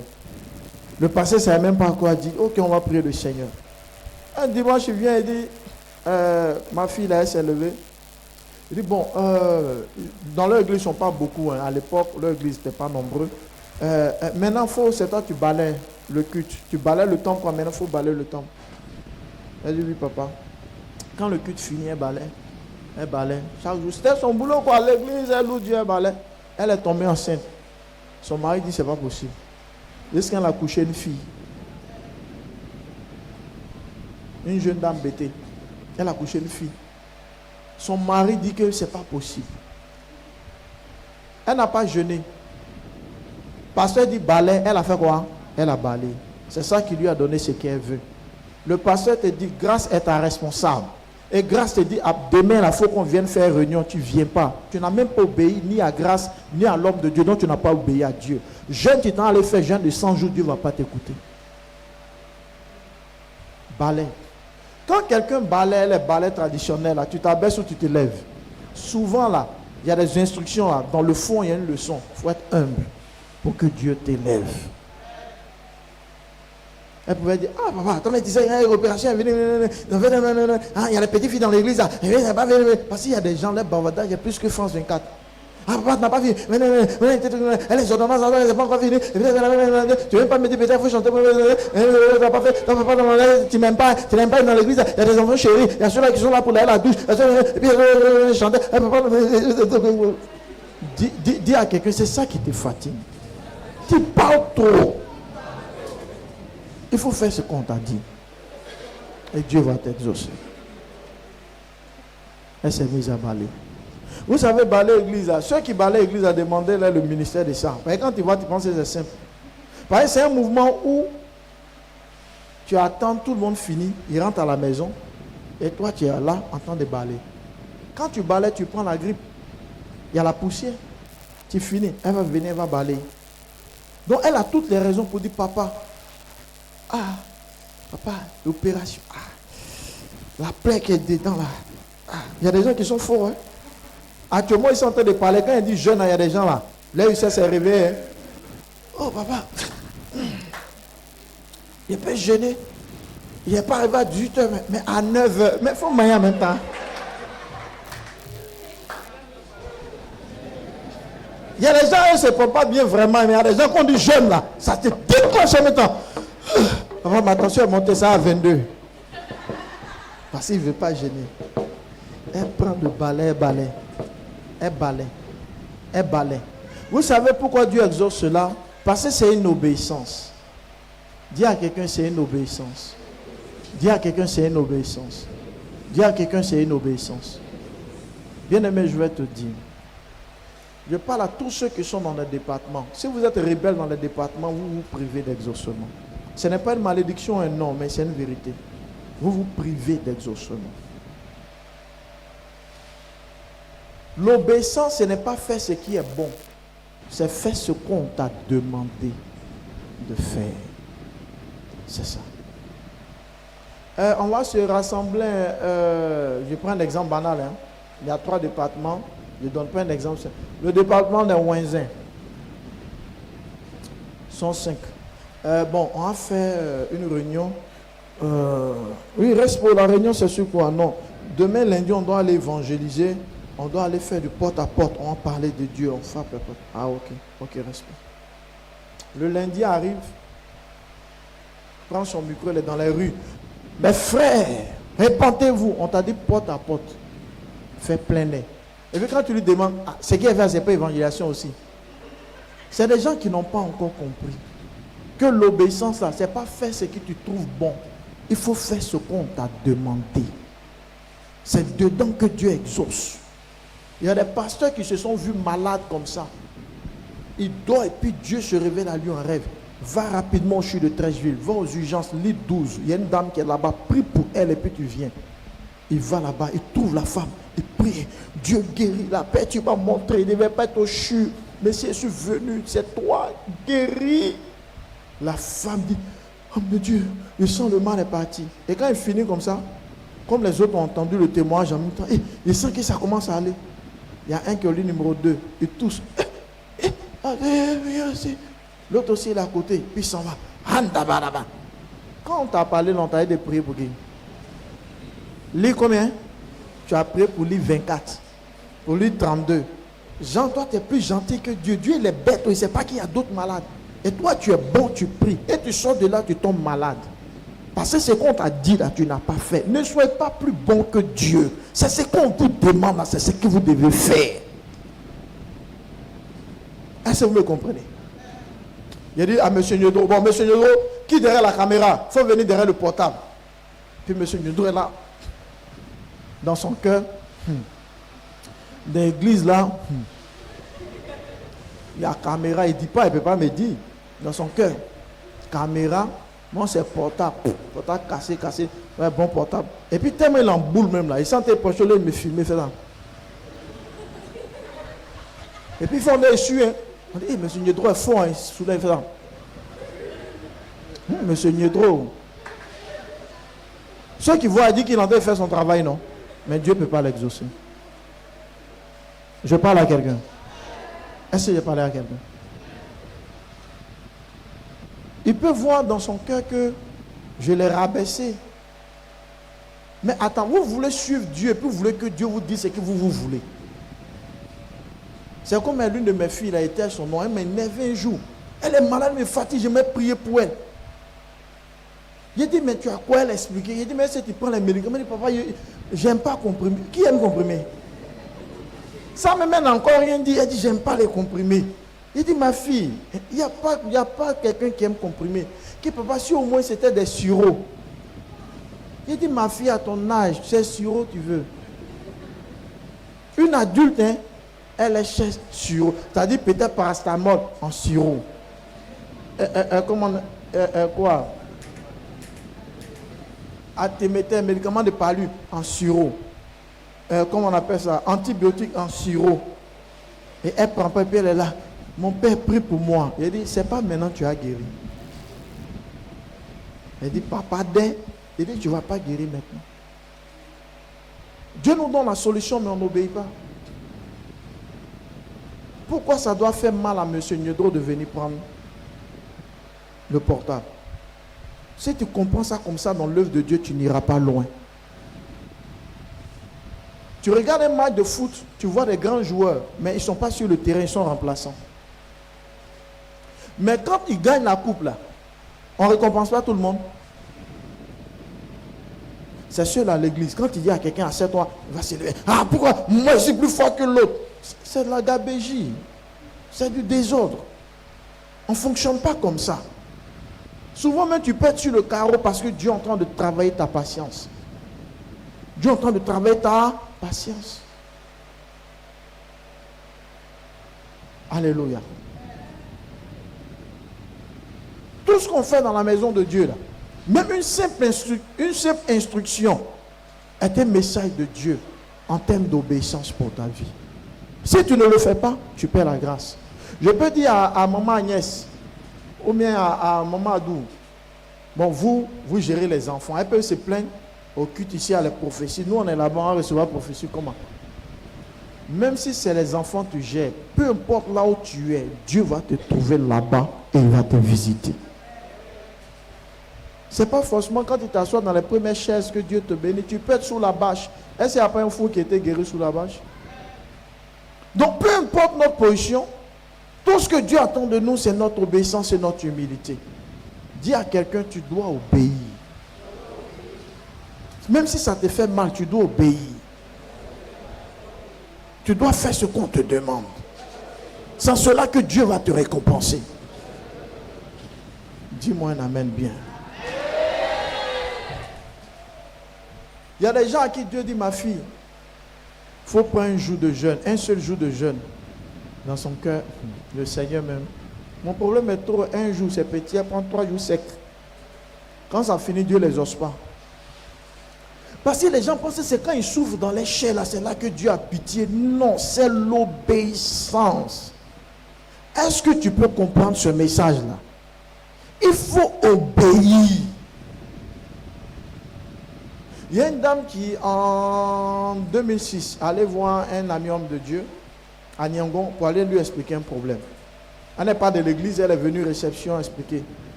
Papa, je suis venu te voir. Oh. Papa, mon foyer ne va pas. Papa, c'est difficile. Vous savez, il y a des gens, quand ils expliquent. Hein? Papa, tu sais, quand on s'est connus là, le jour où on se connaissait, il y avait une fille qui venait à Rachid, elle passait, elle dit, il y a Rachid, hein? Et c'est, en fait, pour que le pasteur comprenne qu'elle souffre, donc elle va tout expliquer. Elle dit, il y a Rachid, hein? Quand vous voulez payer, elle dit, non, demoiselle, c'est bon. Et puis quand elle a donné 50, il a dit, non, il voulait donner 100 francs. Tout ça, elle veut que tu entendes, pour te montrer qu'elle souffre. Il a dit, elle a expliqué, le pasteur, elle a fait sa tête, non. Après, fait actuellement, je ne le reconnais plus. L'homme que j'aime, il est devenu, mais il est mauvais, papa. Il travaille, il a un bon salaire. Tellement elle a expliqué, non, le pasteur, mais il ne sait même plus quel conseil il va donner. S'il va commencer par les arachides et puis terminer par les patates. Même comme Dieu est bon, il écoutait et puis Dieu lui a... Regardez, dans tout ce qu'elle expliquait, pendant peut-être 30 minutes, en fait, la chambre de la dame, ce jour, elle était seule. Donc, elle s'est mise à l'aise. Quand elle a fini, il lui a posé une question. Excuse-moi, hein, ton mari, là, est-ce que tu ne le refuses pas au lit? Pasteur. Donc vous comprenez que dans tout ce qu'elle a expliqué, elle n'explique pas ce qu'elle fait. Mais c'est ce que le monsieur fait, elle explique. Et les gens sont forts dedans. Je n'ai rien fait, puis il a crié Simon, pas lui qui a crié les fous. Il lui dit, tu refuses pas ton mari au lit? Si pasteur, mais son comportement, moi je peux pas. Moi, quand je ne ressens pas les choses, on ne te demande pas de ressentir. Le meilleur et le pire, là, c'est on ne ressent pas, mais donne à César ce qu'il y a à César. C'est tout ça le mariage. Alléluia. Et dit, tu sais ce que je vais te dire? Je finis de prier pour toi. Quand le monsieur rentre au travail le soir, il faut le prendre. Elle s'est gênée. Oh papa. Et le soir il rentre. Il faut le purifier. Matin il va au travail, il est léger comme une feuille. Il faut faire ça. Et Dieu t'a pas dit autre chose. Parce qu'en fait les gens veulent entendre ce qu'ils veulent entendre. Oh mais c'est qui t'a dit de purifier? C'est pas Dieu aussi qui veut parler comme ça. Elle s'est levée. Elle est partie. Elle a obéi. Et temps après, elle revient. Eh papa, si je ne te fais fort, il a payé un truc bon là.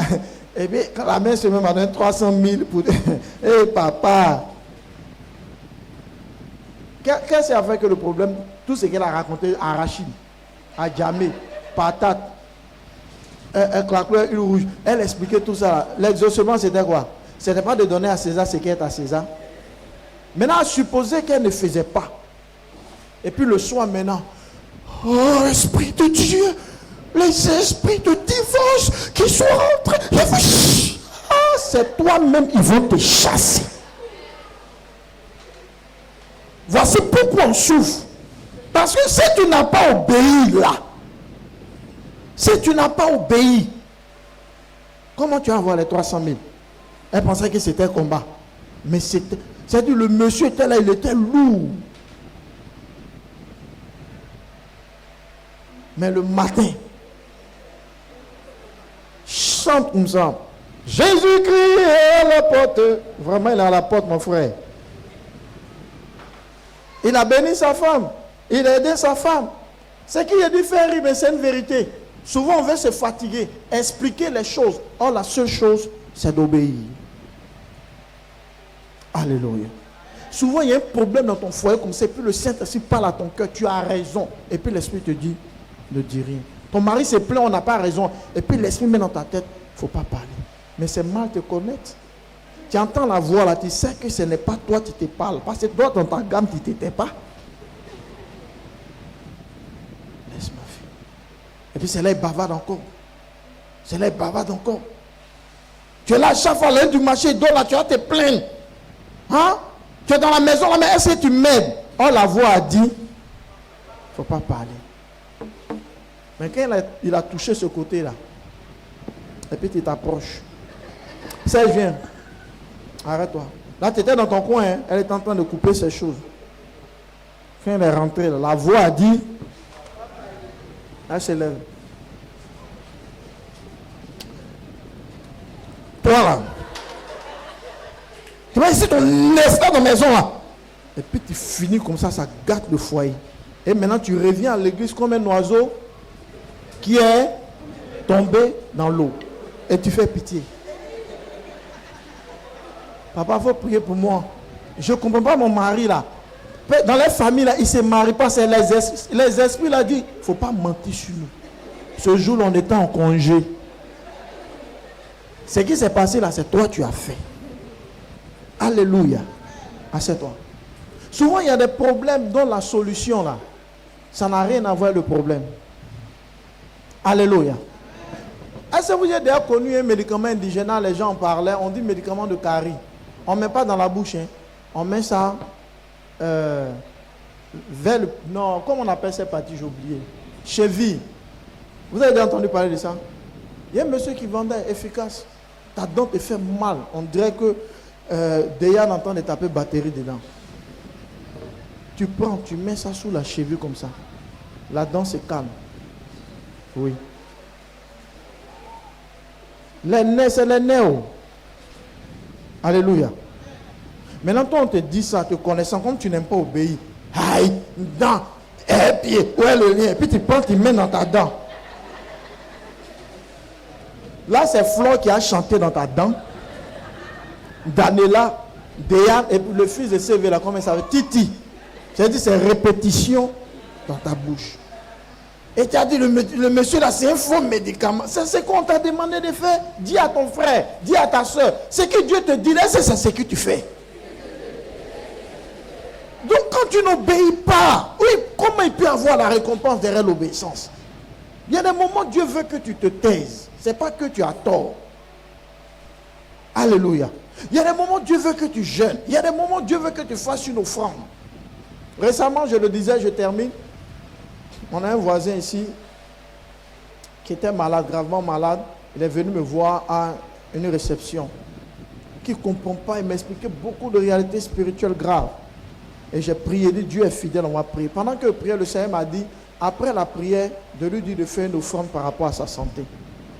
Tout ce qu'il a dit, il l'a accepté. Mais la partie, il doit faire l'offrande pour sa santé, il n'a pas fait. Le mal persistait. Il est allé, ils ont ouvert son ventre, chirurgie. Vous savez, chirurgie, ce n'est pas du jeu. Il a payé tout. Tout quand il a fini, sparadrap, ils ont cousu tous les revenus. Ça ne va pas encore. Et toutes les dépenses économisées pour aller se faire opérer, ça ne va pas. Tellement ça n'allait pas maintenant, il n'y a plus d'argent. Il a vu, fallait.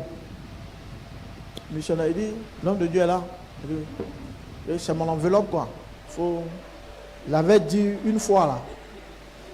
Non, il fallait rendre. Il dit, le père, le gars, là, il dit, ok, il a rendu grâce à Dieu. Et puis, j'ai déposé. Le même jour, il dort. Il s'est endormi, fait la sieste vers midi. Il voit 2 êtres en blanc. Il y a un qui lui dit, tends la main. Il tend la main. Et puis, il y a comme quelque chose qui quitte son ventre. Ça passe dans ses mains, puis ça verse un trou. Le sang, il se coupe. Il se réveille, il est guéri. Qui est témoin du jour où il est venu lui-même ici à l'église témoigner de ça? Tu préfères qu'on ouvre ton ventre. Tu ne veux pas faire offrande. Et c'est comme ça beaucoup sont. Dieu peut tout dire, mais si tu vas sur les agents, si tu es arrivé là-bas, là tu vas le voir 6 mois après à l'église, il ne va pas venir. Alléluia. Vous voyez comment on peut se mettre dans la souffrance parce qu'on refuse d'obéir à la voix de Dieu. Je vous ai dit une année, je n'avais pas de portable. J'ai prié, ça m'a beaucoup marqué. Seigneur, Seigneur, donne-moi un portable. Oh, les gens, quand ils veulent m'appeler. C'était en 2006. Je suis allé prêcher à une cellule d'un ami. Il y a une jeune dame. Elle avait des grosses têtes de Motorola là, avant Motorola. Elle était assise. Je ne la connais pas. On n'a pas causé. Moi, je suis venu, je prêchais. Pas sur l'offrande, je prêchais. Elle est assise et puis il y a une voix qui lui dit, le portable là, donne au pasteur. Elle fait comme si elle n'a pas bien entendu. Mais quand c'est une voix qui te dit, Dieu au pasteur de prier pour toi, là tu entends bien. Prends le portable, va donner au pasteur. Elle fait ça. Elle suit le message. La voix insiste. À un moment, ça a commencé à la fatiguer. Mon portable. Non. Elle est rentrée à la maison. Alléluia. Quand elle est arrivée à la maison, elle a déposé le portable sur la table. Le portable s'est éteint. Un nouveau portable. Hein? Le portable à quoi? Elle envoie chez le réparateur. Il fait tout. Le portable ne s'allume pas. Et des temps après, je suis allé par le biais de mon ami prier pour elle. Moi-même sans savoir. Hein. Le monsieur qui est avec la dame là, ça fait des années, ils ont 2 enfants ensemble. Alléluia.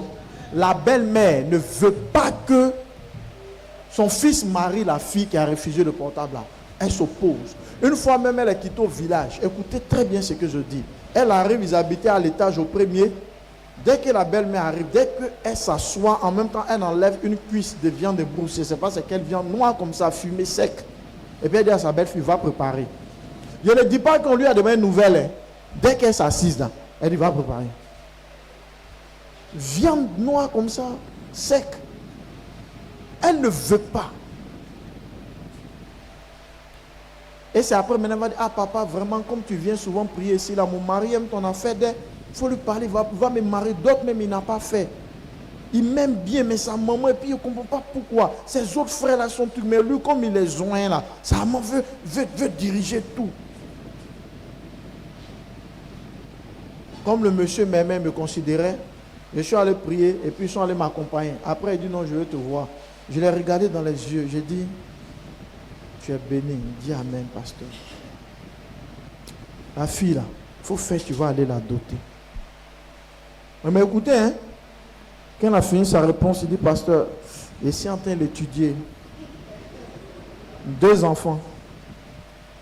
Combien d'années? Cahier de leçons là n'est pas rempli. Hein. Tu es en train d'étudier. Et après, Dieu m'a dit, j'allais faire ce combat là pour elle. Elle allait se marier. Mais ce qui a fait que ta parole ne peut rien faire dans le cœur de son mari, parce que quand elle devait déposer le portable, elle a refusé de le déposer. Des années après, il demande, on dit, le monsieur l'a laissé. Je vous dis la vérité.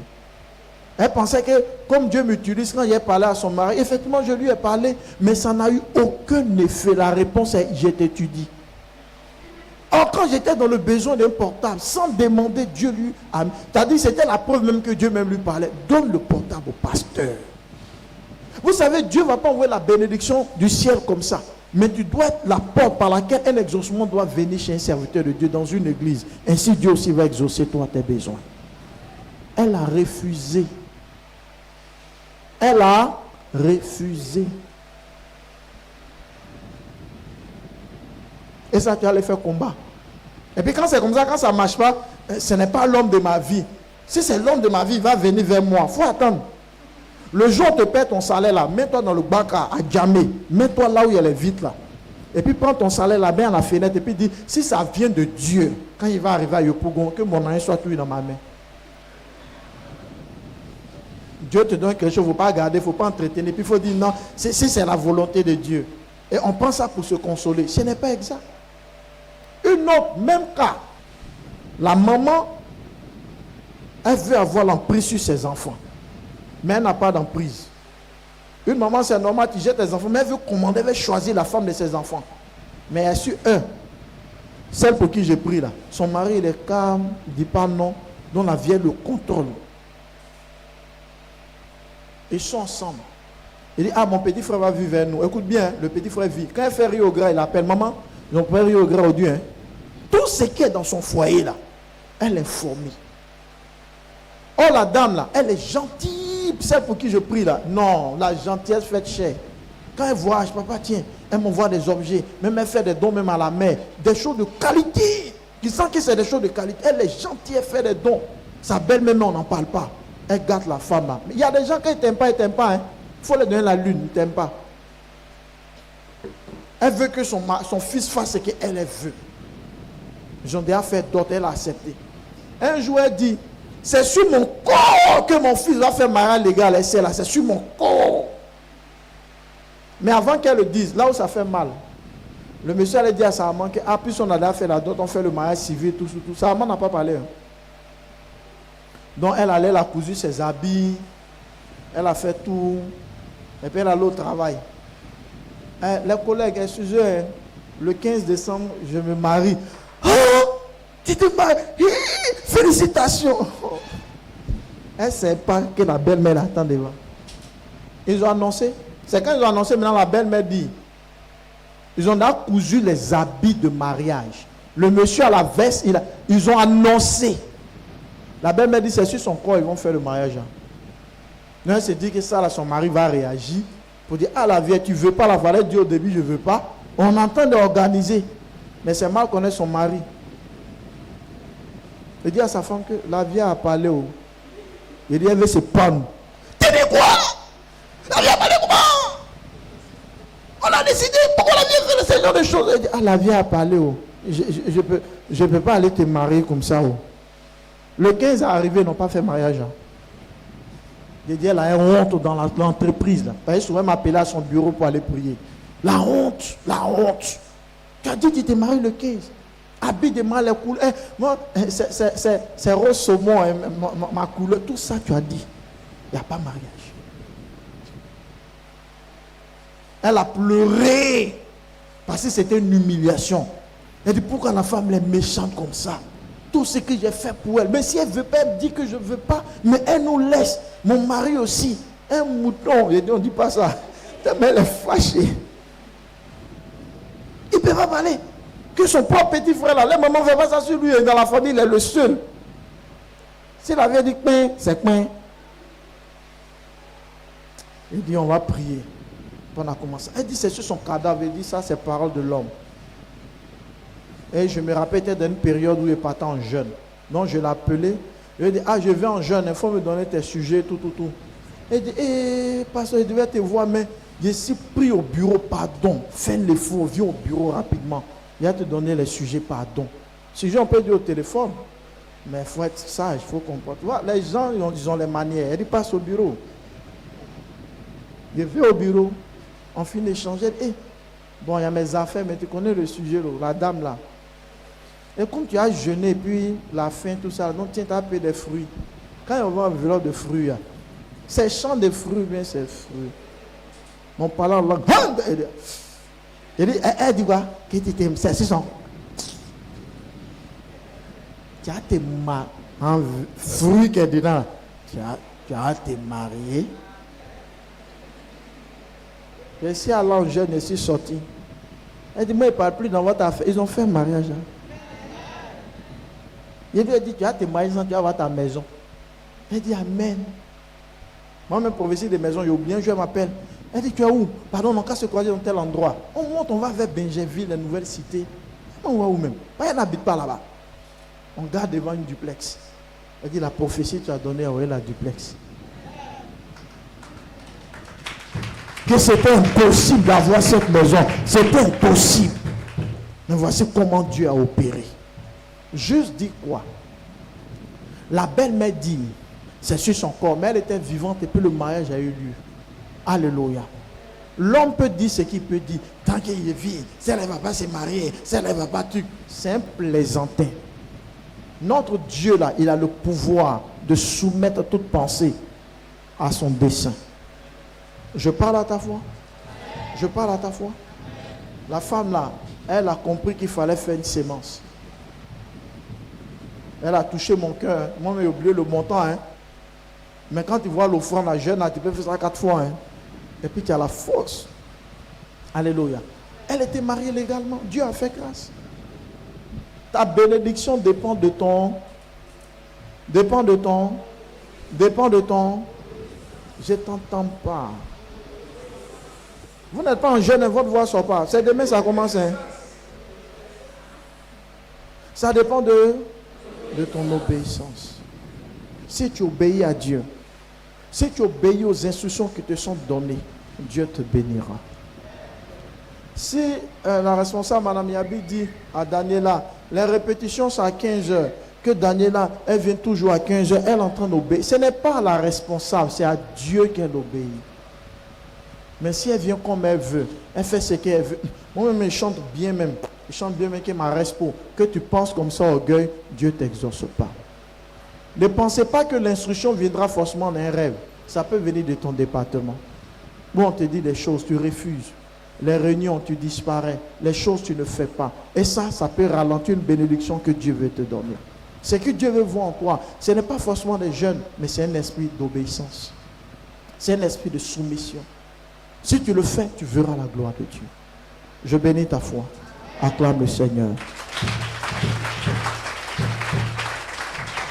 Je termine mon message. Mets ta main sur le cœur et dis à Dieu de te donner un esprit d'obéissance. Il faut prier. C'est le dernier sujet et puis on va clore. Dis à Dieu de te donner un esprit d'obéissance. Quand tu es dans un département là, il faut faire ce qu'on te dit. Tout ce que tu as fait comme rébellion là, ça va t'empêcher d'être exaucé. Ce qu'on te dit, il faut faire, c'est tout. En tout cas, on ne te dira jamais d'aller tuer ton prochain. Mais si tu fais ce qu'on te dit humblement, sans murmurer dans ton âme, Dieu exaucera tes prières. Parce que la gloire de Dieu se répand là où il y a l'obéissance, là où il y a la soumission. S'il te plaît, fais cette dernière prière. Dis, Seigneur, aide-moi à t'obéir quand tu me parles. Si Dieu te dit de jeûner, il faut jeûner. S'il te dit de faire une offrande, fais une offrande. S'il te dit de t'éloigner de tel ami, il faut faire ce que Dieu te dit. C'est important. C'est important. La qualité de l'exaucement relève de l'obéissance.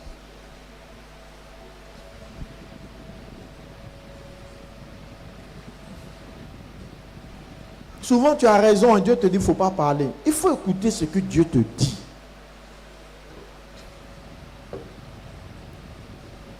Il faut écouter ce que Dieu te dit. Si tu écoutes, tu seras exaucé.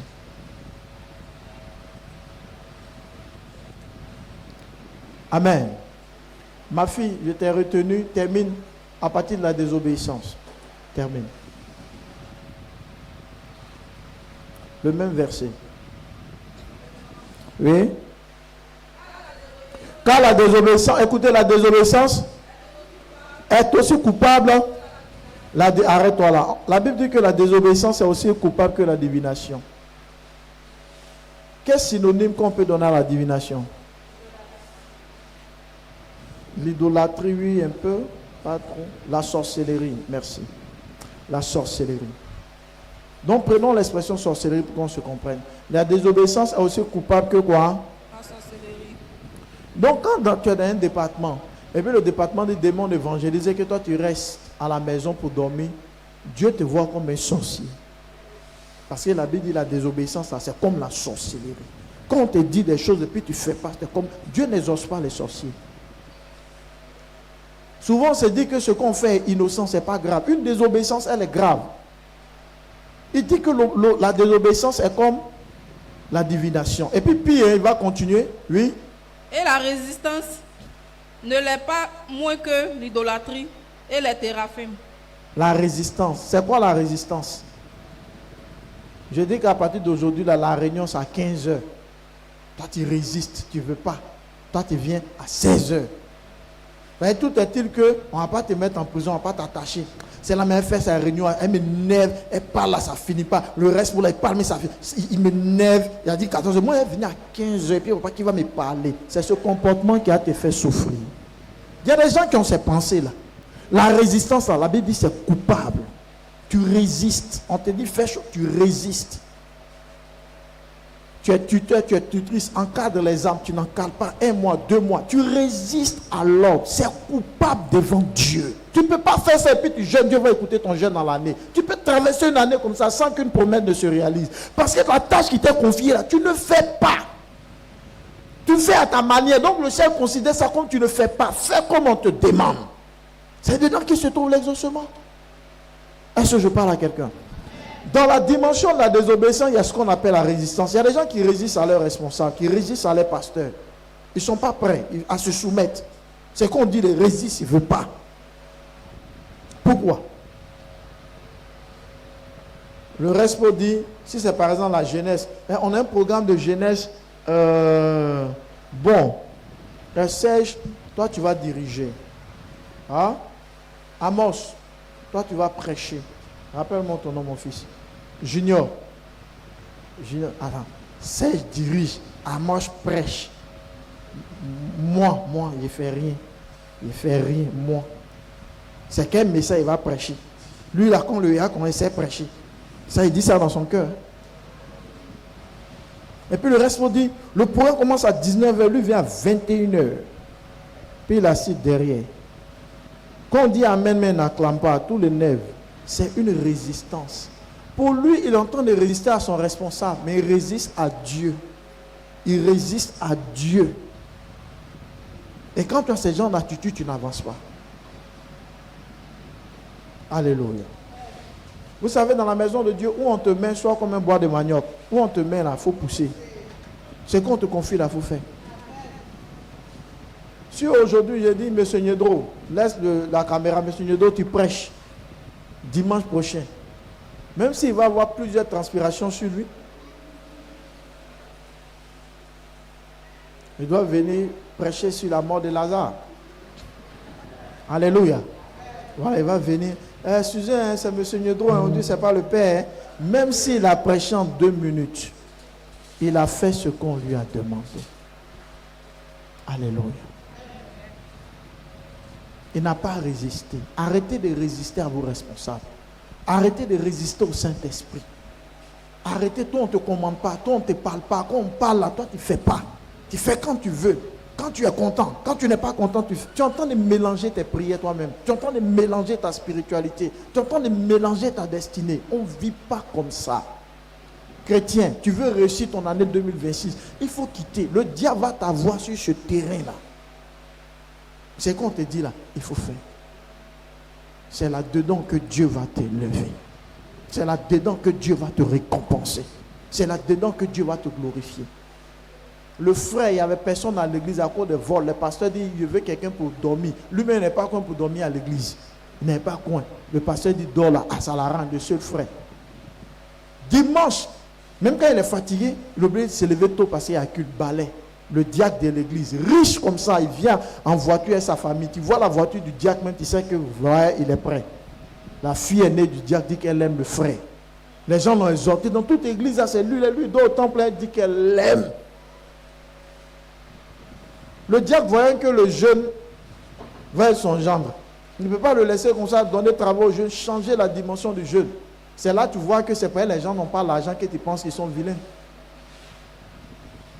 Mais c'est un joli garçon qui était à l'église. L'argent est bon, hein? Alléluia. Ils ont fait le mariage. Quand les gens ont vu ça, la semaine qui a suivi, tous les jeunes de l'église veulent dormir à l'église. Oui, vous allez dormir à l'église, mais est-ce que c'est dans l'obéissance que vous êtes en train de faire? Au moment où il y avait le besoin de quelqu'un pour dormir, vous avez disparu. Alléluia. Maintenant, ce que vous allez venir faire là, Dieu ne va pas récompenser ça. Une petite obéissance peut changer tout dans ta vie. Une petite obéissance peut résoudre tout dans ta vie. Une petite obéissance peut changer ton histoire. N'attends pas et enlève ça dans ta tête que tout ce que je dois faire ici dans cette église, il faut que ce soit le pasteur qui me dise. Il ne faut pas penser comme ça. S'il y a un responsable sur toi, si tu as dit une chose, fais cela pour le Seigneur sans murmurer. Parce que c'est aussi une autre de faire, mais en boudant. Tu fais mais tu boudes. Tu fais mais tu te plains. Tu fais mais tu murmures. C'est zéro. C'est zéro. C'est zéro. Ce matin, je termine mon message pour dire le jeune, c'est crucifier son ego, c'est tuer sa chair, c'est s'oublier soi-même, c'est enlever son titre et sa position sociale quand on est dans la maison de Dieu. Comme pour la jeune dame qui a accouché, la femme bêtée, qui après l'opération, on lui a dit de venir balayer l'église. Elle n'a pas murmuré, elle n'a pas dit elle est la plus âgée. Quand tu viens à l'église, oublie ton âge. Ce que Dieu te demande, il faut le faire. Il sait ce qu'il réserve à ta vie. Si tu passes ton temps à l'église à te plaindre beaucoup, tu vas vivre beaucoup de blocages. Murmure, ça fait 2 fois mu. Mu et mu, tu te bloques. Ceux qui murmurent beaucoup dans leur cœur, là, c'est des blocages. C'est des blocages. Il faut éviter ça. Parce que c'est un don que Satan donne à ceux qui verrouillent. Il faut te plaindre. Il y a comment le pasteur parle. Il y a ce qu'il dit. Il y a tout ce qu'il est en train de prêcher, c'est de toi il parle. Hein. C'est de toi il parle. Tu vois pas quand il parle, quand il met ses yeux vers toi, il te regarde, c'est de toi il parle. Il y a comment il t'offense. Et c'est ça, l'homme de Dieu doit parler comme ça. Ça, c'est choquant. Et puis tu as là maintenant, les idées viennent dans ta tête. Il m'énerve, met son habit vert, la porte des chaussures, sa chaussure orange. Comment on peut porter des chaussures orange comme ça? Il m'énerve. M'en faire comment? Et puis c'est dans ton cœur. Mais tu te verrouilles.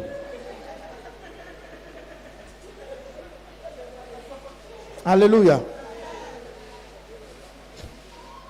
Tu te verrouilles. Il y a la même énerve. Le culte est fait. Il vient me dire, ma fille ou mon fils vient te bénir. Elle ne va rien dire. Elle a causé les gens. Elle a ses enfants à part ici. Ça, c'est quel moment, ça m'énerve aussi. Et puis c'est dans ton cœur. Ça là, ça va te bloquer. Alléluia. Que Dieu délivre ton âme des murmures. C'est ça qui a tué Israël dans le désert.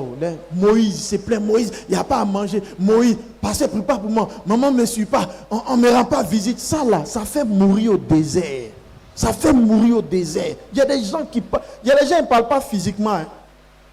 Mais s'il y a un appareil spirituel qu'on peut brancher dans les cœurs. France 24 ne parle pas. Il se plaint de tout. Il y a la soeur même qui filme là même là. Elle veut forcément marcher sur mon pied. La caméra ne peut pas pousser là-bas, même et pas la vue. Dit ça dans son cœur. C'est quelle offrande qui finit jamais là. À l'église, à chaque fois, au fond, cotisation. Et à la fin d'année même, moi, mais je n'ai même pas encore payé vélo pour mes enfants, mais ils vont dire de façon de grâce, tout ça là. Et le pasteur grossit, nous on maigrit.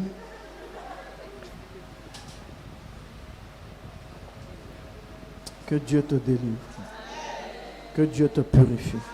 Ce message, si tu n'as pas compris la forme, que tu as compris le fond, que tu obéis, dans le début de l'année, tu vas voir la main de ton Dieu. Pour Dieu, ce n'est pas les erreurs. Nous tous on commet des erreurs. Mais quand tu entends, il faut te ressaisir de tes erreurs. Il ne faut pas tomber dans certains pièges. Il faut t'aligner. Dieu va exaucer. C'est le message que je voulais vous donner. Que Dieu vous bénisse. Acclame Jésus.